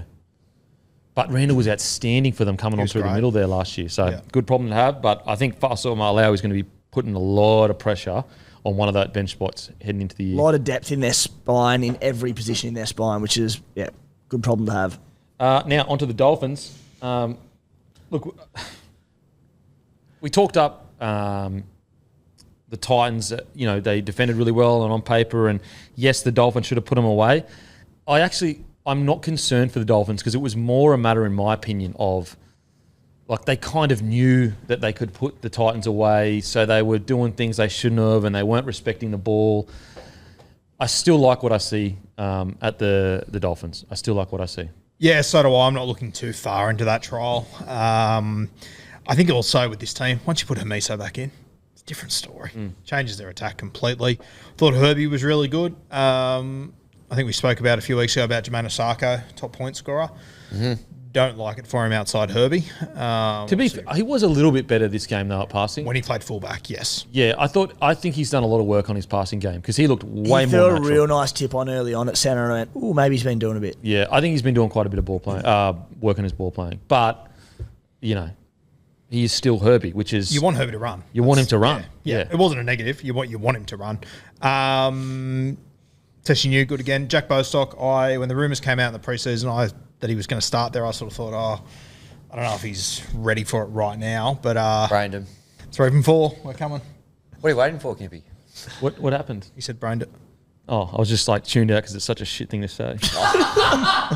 No, I don't know why I got spiteful then. Sorry, Guru. Sorry, Guru. I don't know. Hey, it's a trial. It's a trial. Trial fall. He was great though, wasn't he, Bostock? He brained it. Got through a lot of work. There we go. We got him. 4 from 4. Yeah. He was really good. And I think he's put a bit more meat on him, so he's dealing with the contact a bit better. Yeah, You remember I think his he's ready debut? now. Very, very interesting. Campbell Graham areas for me. Yeah, very interesting situation playing out there, boys, because, Tessie was great too. Yeah, I think Tessie was great last week as well. Like, I would have Tessie New starting in my side. I think he's a gun. Originally, I had him on the wing, Bostock out, and Averillo obviously at centre along with Herbie. I do wonder now, like, do you read into anything that being a near full-strength Dolphins lineup? Averillo was on the bench. Tessie's been killing it. Bostock apparently killed the preseason, was good again in this. Could Averillo miss out? I think he will. Yeah, I think writing's on the wall. Yeah, I think him being selected coming off the bench would suggest that he is down in the pecking order for that centre. So you probably could have a centre wing pairing. Tessie Bostock? Yeah. And then That's Herbie, what I think it's looking like. Asako on the other edge? I don't think Averillo did himself any favours when he came on either. Wasn't his best performance. Nah, I agree. I mean, I like Averillo. He's a good player, and I'm sure at some point this year we're going to be talking about it. look, sometimes Wayne he's harsher on certain players to try and draw things out. So maybe he's just going that route with Averillo and look, to be fair, like when they signed him, there was no sure thing that he was going to get that spot. Yep. He was just the player that had played more NRL than Tessie, maybe a similar amount, but more than Bostock. He's a very good footballer, Averillo, but he also, I think he gets a lot of hype because he has a lot of highlight reel moments. He's got speed, he's got good footwork and whatnot. He does find big moments, but I'm with you. I don't think he was ever a lock to start for them. Yeah. I think it was more us expecting Wayne just to turn this guy into that could take time. Which I still think he could. Yeah, for sure. Yeah. Yeah. sure. But yeah, I don't see him being there round one. Tessie's looking good. Farie's looking great, good. mate. I reckon Averillo misses round one. I reckon there'll be one of probably Lemuelu or Aitken. I reckon one of them probably misses this side round one. One of them has to, I I think. thought Aiken was really good. He was, yeah, but Lemuelu came on and was good too. Yeah. Does Jared Wallace make the round one side? I think he's so unique. I know he had 3 errors. Come on, Bruss. But geez, he does offer quite a unique point of difference. But if he's 18th man round one, I'll be like, yeah, okay. I don't think Wallace does. You think he misses a 17? Yeah.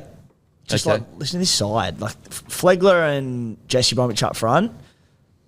Tommy Gilbert looked good in his first game back from a decent layoff. Probably enough to start at 13 straight up. And you got Kofusi on one edge with, whether it's Aitken or Lemuelu or Kenny Bromwich goes there, players everywhere. Your 14's got to be Cody Nikorima.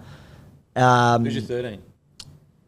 Gilbert? Well, probably Tommy Gilbert. So then either Lemuelu or Kenny Bromwich goes on the bench. Ewan Aitken, Mark Nichols.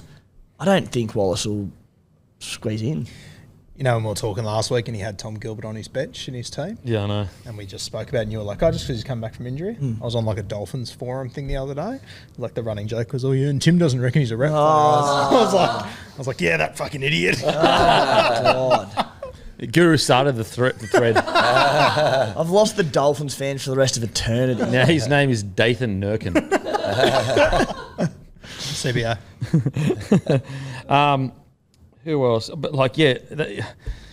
far out. The Dolphins have come a long way in 12 months. Going from a roster you looked at and went, who's their marquee signing? Remember, Hamiso had a breakout year. We got to remember the yarn was they didn't get a marquee. Well, you also had a breakout year, and now they've gone to a point where you're keeping out guns out of their top 17. Anyone else stand out for you boys in the Dolphins? No, that was probably it for me, mate. I like the look of Isaiah Katoa. I thought he had some real... I just thought he looked like he'd come on a fair bit over the off-season. Just his positioning, the way he was reading the defence, summing him up. I thought he had some really good signs. He's still 20? Yeah, I'm very excited for him this year. Yeah, if it's not this year, I think it'll be next year. It's And coming. just took the line on running-wise a bit, going to the line with numbers around him, looked sharp. I think it'll be interesting this week coming. I think Cody Nikorima said he wants to play 5'8". That'll be an interesting little battle. I think the Dolphins will be pretty firm with Katoa at 6, I reckon. Just because if they're looking at it, maybe, I'm underselling them, but it seems like they're looking at a premiership in 2 or 3 years. And you need Katoa on that field as much as possible, as long as he's having a dig and playing decently. Yep. But Nikorima, geez, talk about a guy that like just a second and third lease of life in the NRL. Like, there were periods where you're like, oh, you know, maybe just a utility, and then goes back to fullback and kills it. Then goes back to 14, I think, but maybe he does push for that 6 role. Yeah. Sorry, mate. I was going to say, I think they stick firm with Katoa just due to the youth and the long-term plan. But if they're looking to win a comp right now, maybe Katoa's at 14, maybe, I'm not sure. I think Nikorima can make a great 14, and there's no shame in that in playing 30 minutes or whatever it might be, or if there's injuries coming on and playing bigger minutes. If it is a 30-minute bench impact role and he comes on and, you know, gives Jeremy Marshall-King a bit of a spell at points or wherever you want to inject him, I think there's heaps of merit in being the quality 14 for them. Well, I just think that he is literally the perfect mate 14. Like, you couldn't ask for a better 14. High play the ball speed, heaps, like very quick around the ruck, can also play essentially anywhere in the back line, play in the 6 or 7 jersey, play in the 9 jersey. So it's almost like, why would you put another 14 there? Like, is he that much better of a 6 than who they've got that you would weaken your 14 position to strengthen your 6 position that's already got a young guy in there that's developing and developing and developing? But be interesting to see. That's all done, dusted. That's us. That's just done. Brained it. Brained it. First week back doing every game. Jeez. Shock to the system. Lucky it's a trial. Do we want to touch on the Panthers? I want more Cleary chat. But anyway, that is us done and dusted. Guys, tonight, or if you're listening to this on Tuesday, it's already dropped, 6 p.m. New South Wales time. Be there or be square. Could be anything merch. Support the platform. We'd really appreciate it. And as usual, we'll all go fuck ourselves. Imagine what you could be buying instead. For free and confidential support, call the number on the screen or visit the website.